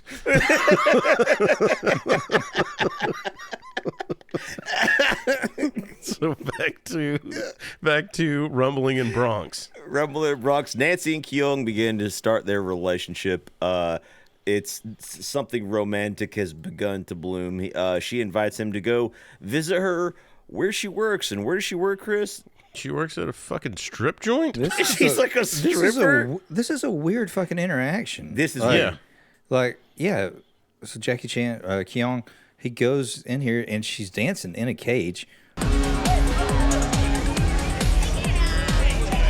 With a tiger on the outside of another cage. Yep, and she's in her skivvies. And quite a dancer. Dude, she has I do believe hell of a good cook. Hell of a good cook, dude. They talked about it in Ted. I do believe she has the fuck me eyes as well. She does, man. She does not have the give us the ring, my precious eyes. She has the fuck me eyes. She does, and like Shadwick mentioned before, this is character development for her. Like, this is super fast because she realizes, that Kyung cares about her little brother. She realizes she cares more about him than she originally did. She might have been neglectful, you know what I mean, out there trolling for dick. Look, racing motorcycles. I wish my legs worked so I could take care of her. It was the most low-hanging fruit I've ever heard in my entire fucking life in a movie. Super emotional and manipulative, dude. So bad. Oh, I hate kid that knew scene. she was in the next room. He knew. But just Jackie Chan's reaction to seeing her in the dancing in the cage. Yeah. Like he smiles at her. It's like it's almost fatherly. Yeah, I know, it's weird. Yeah. And then she starts dancing more aggressively towards him or whatever, and then she's pointing for him to meet her outside, or meet her on the side of the stage, I guess. But it is weird because he has, of all of Jackie Chan's skill sets, being seduced is not one of his skill sets. He's not very good at that. Yeah. Also, she's like 21 and he's 41. I'm sorry. That's fine. Yeah, sign him up. I mean, they're not going to have much to talk about, but yeah. The old man, they sit down at the table and he's like, "This is a nice place." Yeah. Yeah, he's drinking a beer. Like, bro, it's the old man of the podcast are like, yeah, it's fine. Yeah, it's fine. I mean, whatsoever. Good for you, Bill Belichick. Just do your thing, Yeah. We're rooting for you. Not when you coach the Patriots, but now we're rooting for you. We're like, hell now yeah, Bill. We're all on board now, Bill. Now we're all on board. We're rooting for your heart to not give out. Yeah. And if it does, hell of a ride. So hell of a ride. That's how I want to go. But you find out that the gang, of course, frequents this bar and is at the bar and. The sign outside says this here school is for instructions in the martial arts. So we thought we might get some lessons. And so one of the dudes, while they're talking at the table, while Kyung and Nancy are talking at the table, sees that it's Kyung, and now like the jig is up. It's on. And they got to get the fuck out of Dodge. So they run. She takes off her heels because she's not that experienced, because I've seen some prostitutes run in heels before in downtown Atlanta and Vegas, and they can go fast. She's just not experienced enough yet. Yeah, that's how you know she's acting, because if she was a real hoe, they run really fast when you don't pay them. Yeah, I know. I was like, wow, she's really keeping up. Like Usain Bolt, dude, without that money, bro. Chris is like, oh, I got you $1. Yeah, I got you $1. So she kicks over the bikes. They jump on, I guess, her bike or somebody's bike, and they get the fuck out of Dodge. And this she is just like wanted to feel the power between her legs, dude. And this is a weird, like, they're kind of on the beach. They get away, like they're on the beach, right? Like, or something like that, pier or something near what you assume is like the kind of giving a backstory of what's going on. And the next thing you know, she just gives him the fuck me eyes. And it's just, now you might as well cue up like any Beach Boys song, the next montage of them holding hands skipping through a park. Like, she's trying to get out of the hood, Chris. With the Twin Towers in the background behind him.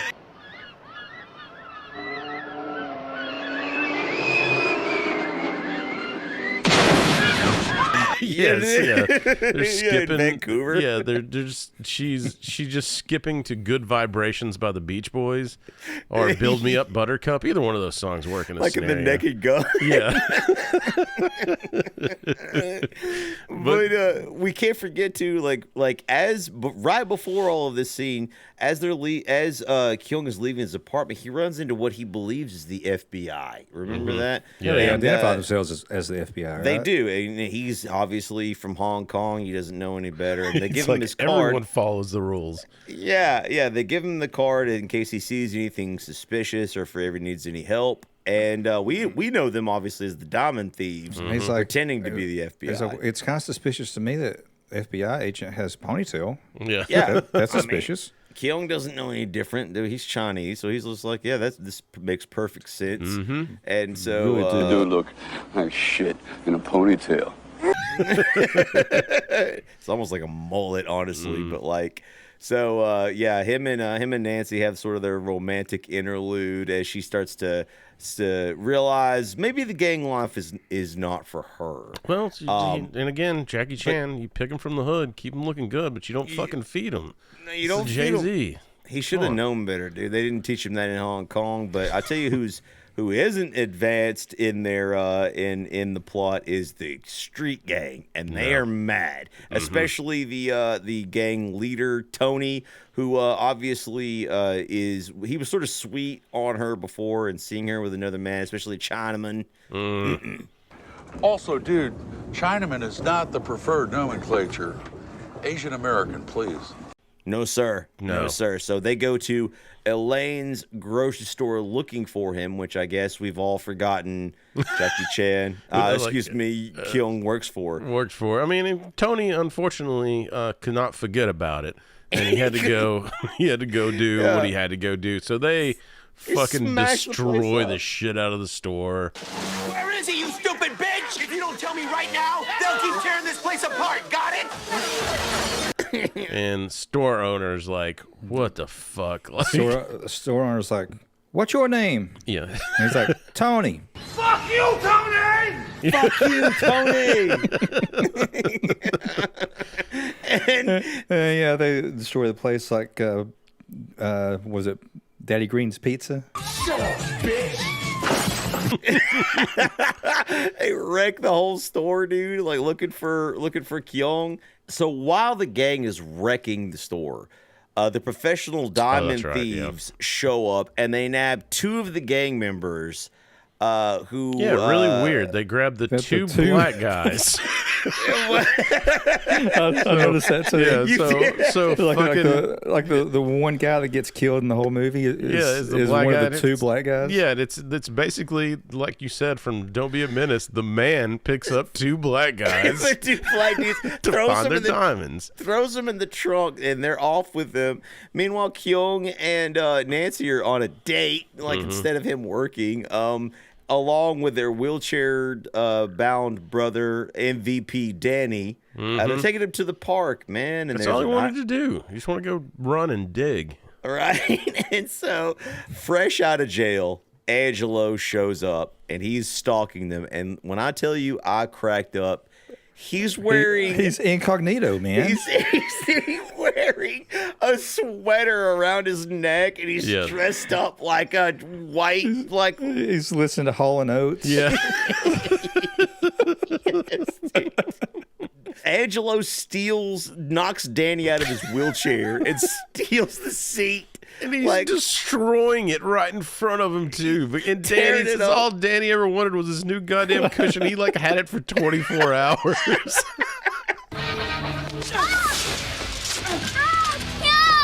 Somebody stole my cushion! He said with religious fervor. He's so upset, dude. He's crestfallen. Is what he was crestfallen at the loss of his cushion. And so Danny realizes that for some reason he didn't realize that the actual cushion is back at the apartment, kicked under a chair when Jackie Chan switched it out. Because Angelo didn't watch Cops as a kid. He didn't. And if he had, he'd have known better. Yeah. And so he doesn't find the diamonds. Obviously, Jackie Chan chases him, and Angelo gets away. Kyung puts the seat back on Danny's wheelchair, and they're sort of just like, what the hell was that all about? Everybody's sort of confused and to cut the confusion, they cut to these these fake FBI guys with the only 2 black men in the film. Actually, I guess 3. Because Jim? The token guys. Yeah, the token guys literally not in this. He's saved. But anyway, this was the other thing I remembered from this movie is there's a wood chipper there. And they obviously don't know shit about the diamonds. They literally don't know because Angelo stole them and didn't tell anybody. But he's part of their gang, so the diamond thieves think they do. So they take one of the dudes after they show him what a wood chipper does, and then they're putting him head first, and it just cuts. And I remember I remember seeing this because this was probably sort of 16. I remember being like, oh shit! They just wood chipped that dude. I thought it was funny that he gets out that big black trash bag and he rings it out or whatever. You don't really understand what they're doing. I knew what he's going to do. He's going to catch all that bloody mess. Yeah, but I mean, it's just when I was a kid, I was just like, what the fuck is going on here? And you find out it comes to full circle later on. But yeah, they just throw this dude in the wood Bitch, chipper. get out the room. Bitch, get out the room. They're interrogating the gang members, and they tell them, they insist, like the big boss is there. By the way, know. Yeah. That's the important plot point. Like, while they're interrogating these gang members, the professional diamond thieves are like, dude, like, where's the diamonds? And the gang members are like, we have no idea. We don't know who took them. We don't know where Angelo is. And they just shove a guy in the wood chipper, and it just cuts to like the other black guy's face, and he's just like, that's the end of the scene. That's it. It's like Leaf going off of a 3-inch drop.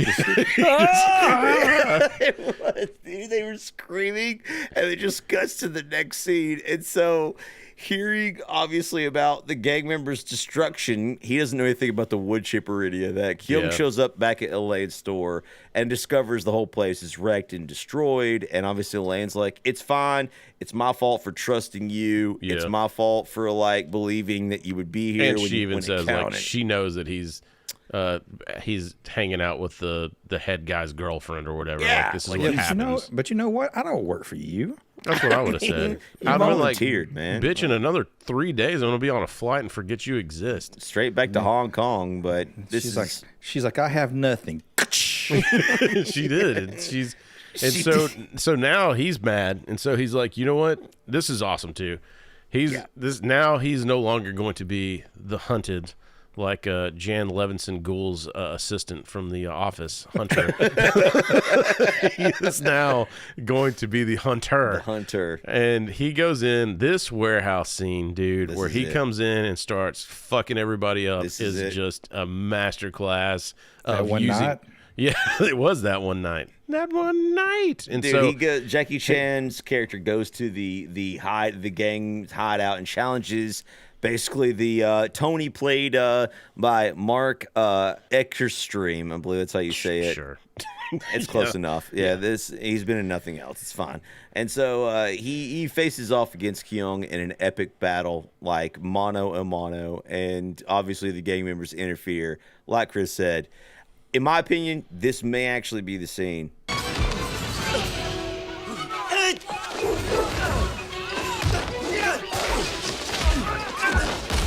Because there's like arcade games. There's that one where he drops behind the pinball machine. They push the pinball machine. He ducks down, gets out.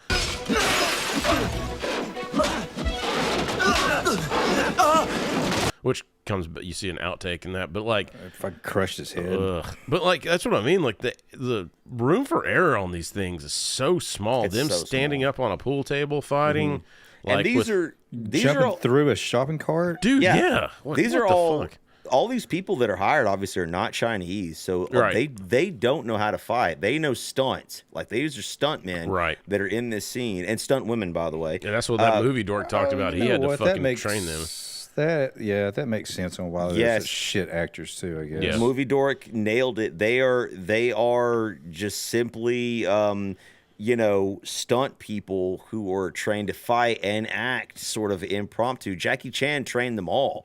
Like him and, some of the others, the fight choreographers trained them how to fight and how to Chinese style, by the way, which means they're definitely taking real punches, kicks, and risking their lives. Yeah. It's got to look good on camera, baby. It's got to look good, and does it ever? It is such a beautiful fight scene. Yeah, what is that, Chris, in wrestling? Well, no, it wasn't China. It was Japan, right? Like where Hogan went back in the day. Yeah, like Japan always. Yeah, they wrestle like really. Oh, real snug. That was called strong style. Yeah, it's Japan. But like this has one of the more wicked bumps in this film, and it's Tony. I don't know if I assume it's a stunt guy. Takes this flip back bump on a fucking pinball machine. Yes, and I'm sure that it's gimmicked a little bit somewhere, but those edges are not, and that motherfucker lands on those edges, and it just is disgusting for those that know.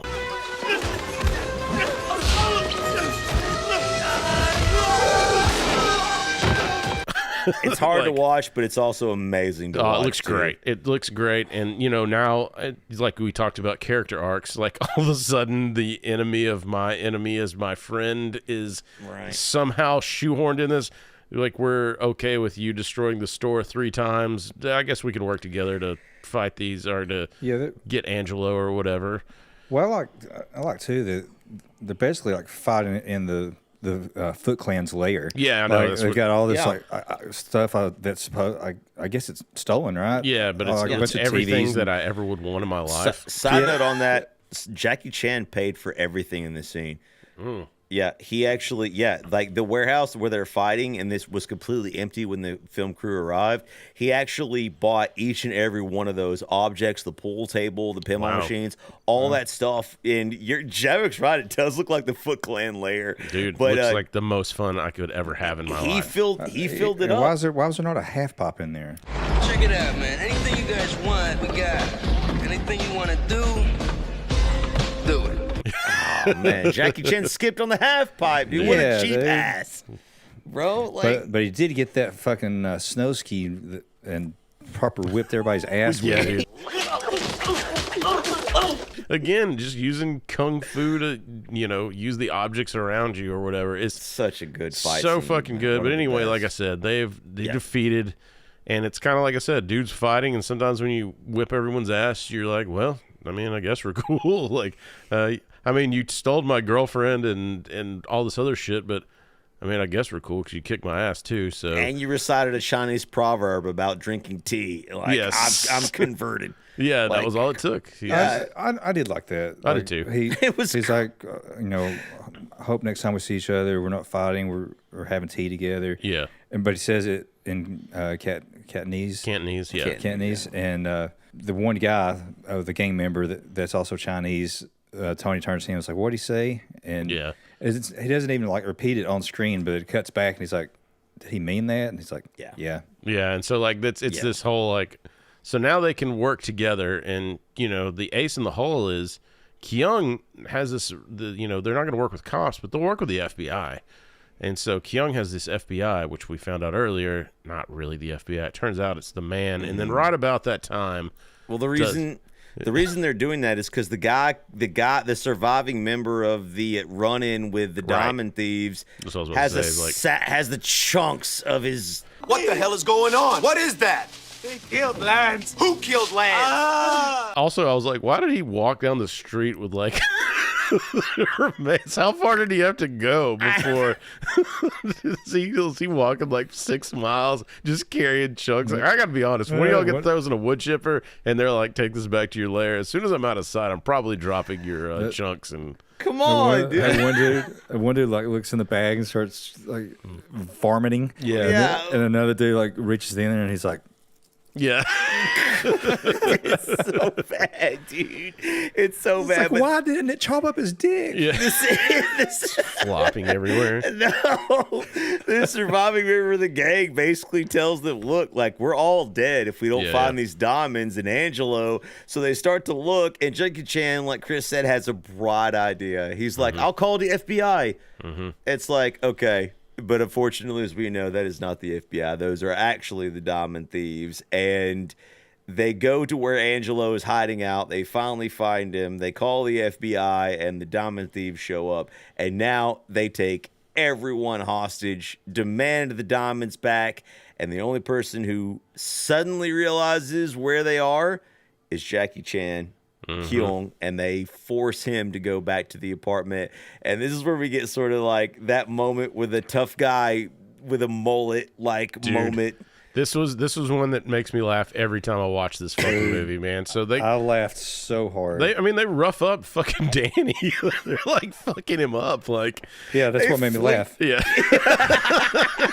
Danny, no. Yeah, they fuck him up, and then Danny's like, the diamonds are in my sister's room because she has some diamonds, and then they're pissed off even more. And just at that moment, I love this. Is retarded, huh? Yeah, they do have this one moment where I think Kyung's on the floor, and then he's making him because they just punch him or something, and he looks over. It's almost like the Casey Jones from Ninja Turtles, where the crutch comes into view, like the golf club in Ninja Turtles 1.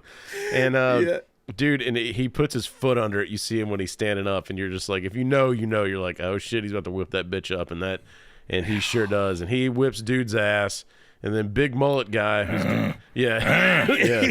Little clear that up. He comes out, he hits him, doesn't do anything, hits him with like another foreign object, doesn't do anything. What's funny is Danny keeps throwing shit to him, right? Yeah. Well, yeah, like he hits him like with his fists, and the guy just kind of like laughs it off, basically. And then you hear Danny like off screen, it's like, Kyung! And he throws him like a football helmet. Right. Yeah. He hits him. I guess it's probably a Miami Dolphins helmet. Yeah. But he hits him. Like, the guy has this like look on his face, like, oh shit. Yeah. Then he hits him, and then he just like turns back around, and you're Still like, oh toughing shit. it out. And then you hear Kyung, and he throws this giant fucking plumber's wrench. Looney Tunes plumbers, Three Stooges plumbers wrench, and the guy just. Okay. I fucking belly laughed 2 nights in a row. Yeah, me too. I fucking belly laughed. It's so funny, dude. So Kyung does find the diamonds after he beats the thugs up, or these guys up, and and the ties cops them up. themed seat cushion. Yeah, and yes, exactly. And so they. The phone rings, and Jackie Chan grabs the phone from one of the diamond thieves and basically has a conversation with Big Boss. And they try to make an original deal, saying, Jackie Chan's like, look, you can have the diamonds all at once, my friend's back. And Big Boss is like, all right, we can work something out. Danny was like, why are these diamonds different than my sister's? Yeah. or what's the difference? And Kyung is like, about $7 million, I guess, because he's good with calculation. Like I said, I'm good with calculation. It's funny about that. Yes. I'm glad Shadow brought that up, because in I had the subtitles on, and it literally says $7 million. They're doing Jackie Chan so dirty. Y'all knew he meant dollars. Be better. Come on. Come on, Can I use AI for that? Exactly, dude. So Jackie Chan goes. We got a back to deal in place now, right? Like, yeah, we got a deal in place. Jackie Chan goes to where Elaine is, and they're sort of talking it over about what they're gonna do. But Big Boss Man don't make no deals, man. Yeah. And he ends up destroying the Dick's store. dead. Yeah. Just completely obliterating it, ripping it down, and there's that action scene where, I don't know, man, this seems like really, really dangerous to me, and no one was injured as far as I know, but they tear the whole dude store down with like Jackie Chan and this actress in it, and it looks legitimately like she like on the toilet or something, like Jurassic Park style. It's like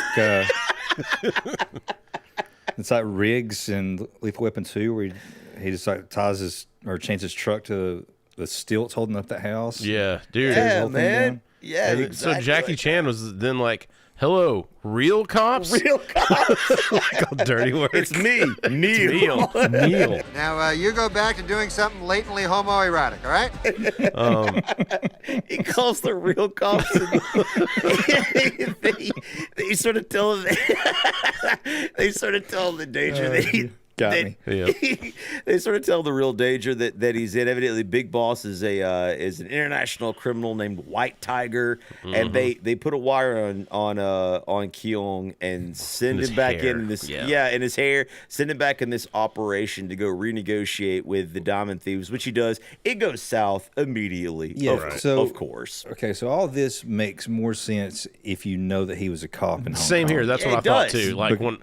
Yeah. Because the questions he's asking, because he gets them, because even the guy's like, oh, that's good. Good job. Like, he's asking the right questions for them to give the information that he needs. Well, just even that he's working with the police and wearing a wire and going into you know, assumed death. Yeah, I know. That's what I mean. Like, it's the whole thing. He was just here for his uncle's wedding. According to the American version. He was just ready to let his soul glow after that wedding, you know. And now he's wearing a wire, trying to like make deals with international diamond thieves, and like it goes. I mean, he went to his uncle's wedding. He fought the gang in the store, fought him in the alley, got his ass whipped. Fucking fought him in the street. Dude, jumped from a parking garage to a fire escape. Got nearly killed by glass. Yeah, went back to their lair, whipped their ass there.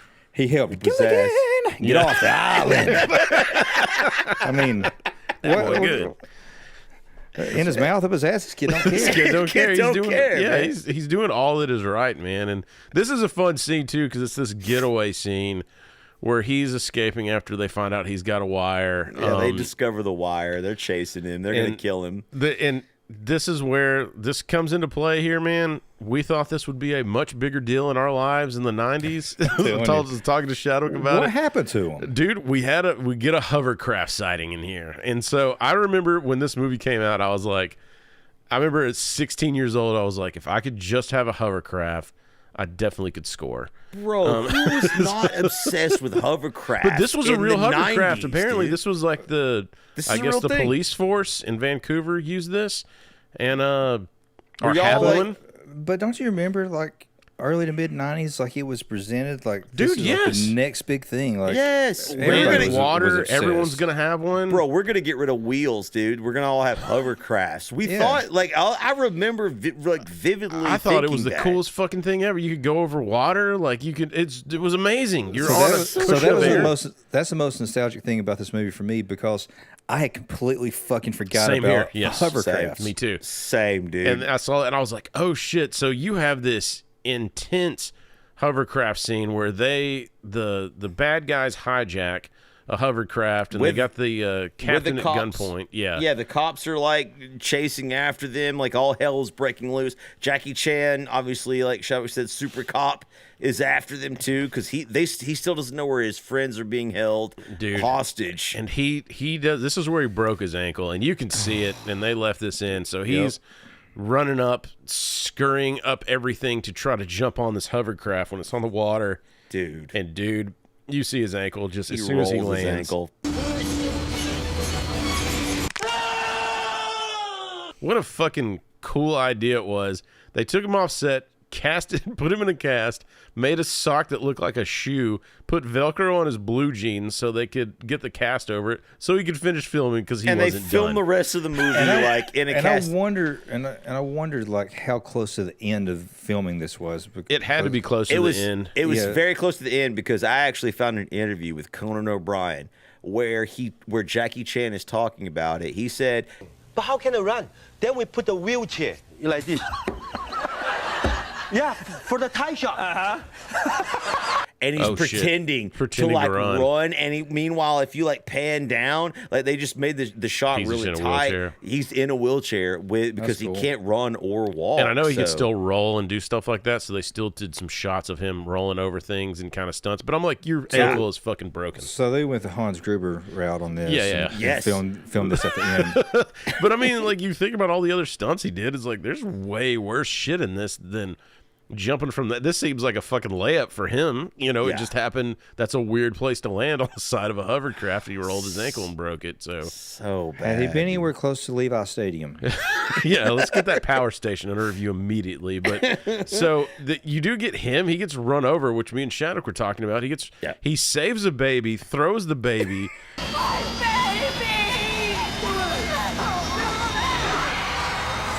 Gets run over by the hovercraft, and I don't know how you fucking fake this. I went down a rabbit hole of hovercraft, if you can, and I think there's been like 2 or 3 in history. He saved a baby. What did Jimmy Kimmel do? Get that? That's because talking about calling on me to go on right there. He threw the baby though. Yeah, nice. He threw the baby. He gets run over by this thing. And I read that, like, because it's like it's air pressure with the fans, I guess, like, you're okay.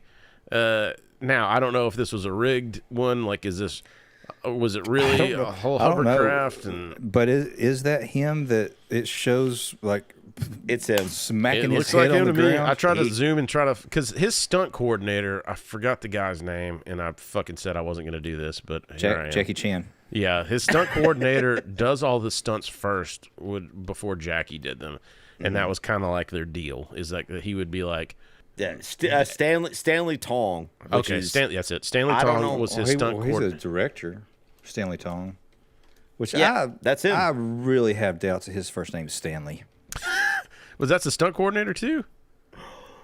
Well, he's the director. I don't know. He's the director. He's the one that like. In fact, there's a conspiracy theory. I'm pretty sure it's since been debunked that. So he actually did the jump across the parking garage to the. That's what I saw it too. First, and some people are like, that person doing it is Stanley Tong and not Jackie Chan. That's absolute nonsense. Like Jackie Chan did it, but people are saying like Stanley Tong evidently did it first. Yeah. So he was the director and stunt coordinator. But yeah, so that's crazy to me that like he's just like I'll do it, make sure it's safe, and then you do it. And it's like, I mean, again, nuts. So he gets run over by that. He does. You have the badass, I think even before that, where he's holding on. He's skiing on his tennis shoes. Yeah, man. And that's real shit, man. Yeah. Yep. I was amazed by that. Like that's a lot of fucking, not to mention strength, but balance and like and that's another one. It shows in the end credits, like all the takes on that. Man, he ate shit so many times. Him learning to do. I had a wreck on a wave runner, like fucking 20 years ago. But that shit hurts. Yeah, like dude. Going that fast, dude. It's especially Yeah. like you're skipping on the water. Yeah, You're going and- so fast. And he's in this action scene goes on for a really long time. So it's like it goes over like water and then land, like the hovercraft crashes on the beach. That's where Jackie Chan gets run over, rescuing the little child, which is like a doll, by the way. The scene is hilarious. Throwing the baby. He tosses the baby. Like, that shit's so funny. But like he survives that, like getting run over, which he gets run over by the hovercraft and then chases them through the city. Yeah, and the like- hovercraft's going through the city like it's Godzilla, and then and you can't have it. It comes up on like there's like a street band or whatever. Yeah. And the guy's like, Hovercraft. That's the same band, by the way, playing in where Nancy's dancing with the tiger. It's the same band. Nice. And there's only one band in New York, so y'all Yeah, of know course, that. man. But this Were you can't have. were they using people's torsos? Yes. Like, yes, you can't have a '90s film without a Lamborghini Countach in it, though. And Jackie Chan happens upon a Lamborghini with a sword or a blade or something, and this is how they're going to. Look, it's cheesy as fuck, but I'm down with it. Like it made me laugh. So like, cool, Yeah, dude, the hovercraft like runs over this Lamborghini. Yeah. And this guy gets out. It looks like a fucking maitre d' outfit. Like, I mean, He's see the rich. ballet, And I did notice too. So the the suicide doors, like they're up.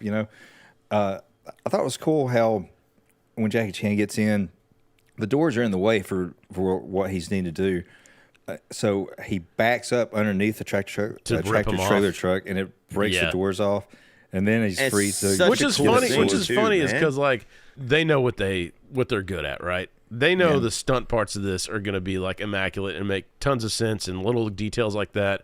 The fucking mountains of Vancouver in the background that don't line up with New York City skyline. They don't give a shit. You didn't notice. I didn't notice. I didn't notice it either, man. Either, Like, yeah. I mean, that's what I mean, though. Is like he knows what this is. He's like, everybody's eyes are going to be on the fucking stunts, man. Let's do this. Except for fucking Tim from Long Island that was like, actually, fuck you, Tim. I've always said that, man. So this, we finally get we've captured the bad guys that were the not FBI that's in the hovercraft, but we still have White Tiger. And so, thank God to some industrial strength duct tape, we're now going to go to the golf course where White Tiger is and run him over. Dude. The cops put them into all, and not only like Jackie Chan, but all the other characters, like some of the gang members, Elaine from the grocery store, Jackie Chan, Nancy's there. Kyung asked Tony, he's like, "You want to ride?" He's like, and he's like, "Sure." Like, so they're all the protagonists. No. He was like, "Sure." Yeah. You gotta overact it. All the protagonists are in the hovercraft, and the cops are just gonna let them like assault this main gang. Gonna let him run over, possibly kill White Tiger. So they travel to this crowded like golf course where there's people everywhere, and let Jackie Chan basically run over like the main mob boss. It literally is that shit from Dirty Work where the frat guys are like handcuffed, and he's like, "Let me hit him," and he's like, or no, it was Mallrats or whatever, Yeah, right? Mallrats. And he's just like, "Let me hit him," and he's just like, Hey. You can't strike a prisoner in police custody. Oh, come on, just once. All right, but make it fast. That's what this is. The cops turn their back as he's assaulted by a hovercraft and ran over. And, then it freeze frames, of course, or whatever it does. And you get probably one of my favorite parts of this entire film, which the whole thing is great. If you haven't seen Rumble in the Bronx, go see that. I'm begging you. It's such a fun remembrance, especially if you're a Jackie Chan fan. This end credit, I think it's Ash. Kung Fu is the song. By the way, it's all that is punk pop from the 90s. Yes. And it's the Shadwick's favorite part, the vowels in songs. And man, it just is all these different. Because I like Pearl Jam. It's all these different stunts showing you behind the scenes, right? Like you're seeing the stunts that go wrong. You see where the girl breaks her leg when she's originally running over on the motorcycle over the cars. See, I didn't even realize it was her leg because it looked like she landed on her head, and she's and she had a big gash on her head. She got up real quick, and then you see her like holding her leg, and then when they on the stretcher, I think it's her knee or whatever. They're looking at her leg, and then that one dude, like I said, is like you see the dude just get. Why is this happy punk pop song is playing? People are just getting fucked up on screen, completely obliterated, dude. I mean, throwback to the shout out Jackass. Yeah, dude. And like last week, like it's one of those where it's fun. It's fun to watch that one dude gets, like I said, gets clotheslined. Or Saving Silverman. Dude, yeah, everyone's getting murdered and like absolutely destroyed. They and show Jackie Chan break his fucking ankle. Jackie Chan gets injured. Not only then, but like that was his worst injury in the film was him breaking his ankle. But they see like he gets injured multiple times. Gets stuck in the fucking shopping cart. Like the pinball machine. Like that one's bad too. He gets hit by rubbing because it's like that. Fucking intense pain that hurts so bad. All you can do is rub it. It's like boo-hoo. Yeah. He gets injured by multiple times, like hit by motorcycles. He falls and crashes into things. And I have some notes about the ending credit scene because a lot of people give like him credit. Jackie Chan, he actually used this in multiple movies and became famous for it and all of it. If you go back and watch other Jackie Chan films besides Rumble, it's the behind the scenes shit, right? Yeah, his behind the shit, it's his Patreon content. $4.99 a month. We're not making a dime. Well, why you do it then, baby Billy? Well, because I'm selfless. Well, Jackie Chan was in, for those who remember, back in, I think it's 1981, he was in a movie with, in Cannonball Run. Yeah. And the director, Hal Needham, actually created this scene. In that movie and some of the others he directed, he actually had all of these stunt scenes and extras and all this footage after the movie was over and the editing was over, and he stuck it at the end credit scene, and it sort of became something he did on all of his movies. So if you go back and watch, and Jackie Chan saw that, he was in Cannonball Run and loved it so much he brought it to China and started to do it. So he actually got it from an American director who created those scenes. I think it's just you're saying all good things in film come from America. That's exactly what I'm saying. That's why Jackie Chan wanted in. Yeah, and that's he why knew it. Yeah, he knew it. That's why you're number one, because you ate the cake. Cool moves. You're number one. Yeah, you're number one. So shout out Danny. This is like I think that this endears him a little more. Like you see him through this. Like the last thing you see is Jackie Chan giving you the thumbs up when it fades to black. I fucking love that. Like it's just this. I don't know. He just seems like a lovable dude. Jackie Chan, come on a podcast, drink some beers with us. Fucking thick neck too. Well, he has to. And that last thumbs up thing. Yeah, he has to, man. You tuck your chin every day of your life. You're gonna have a thick neck. I like to the one little stunt where like he jumps headfirst through the sunroof of a car as a motorcycle's like, and his legs are open. Dude, and yeah. the motorcycle. It shows in those outtakes like they were like so excited. Fucking stoked, yeah. Yeah. Yeah. And he does his little shimmy again. Yeah, the little shimmy thing, man, which actually is a great segue, man, to lead us over. We got 2 this time, guys, so stick with us.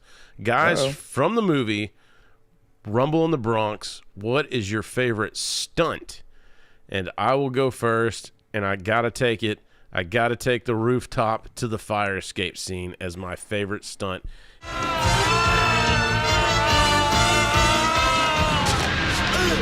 Shadow, favorite stunt? Probably the first fight.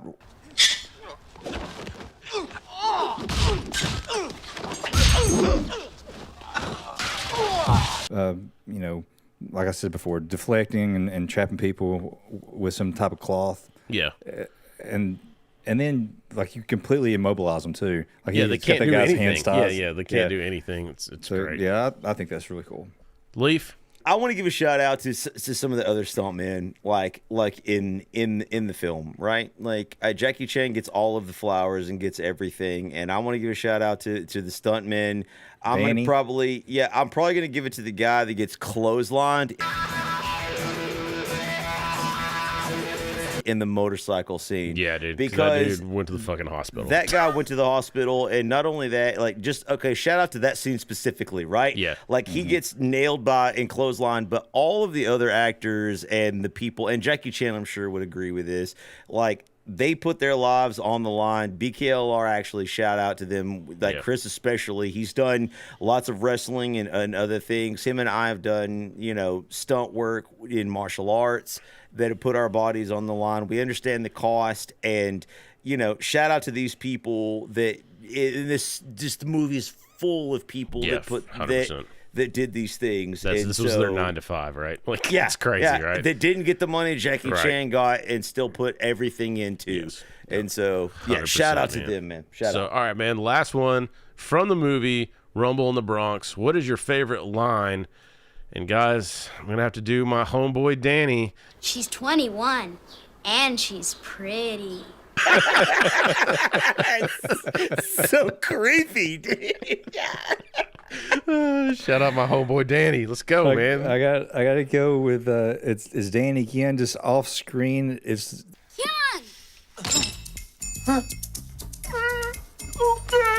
Okay. Yes. Leaf, what do you got, man? Dude, my favorite line of the film is Jackie Chan has a narrow escape from a transfer truck and the hovercraft. He nearly gets killed. Are you okay? No. God damn it! I forgot about that. That was my backup one, man. That's a good one, dude. Guys, if you haven't already, man, be sure to subscribe so you get an episode every week from us. Hit us with the like button, 5 stars, all that good stuff. Reach out to us on social. And, man, we just want to thank all of our listeners, all our Patreon supporters, man. We really appreciate it. You guys mean the world to us. And with that, guys, let's take it over to our Norm Macdonald clip of the week. In Virginia, police are looking for a stripper who stabbed a man for telling her she was too fat to strip. Police warn that the woman is armed and extremely fat.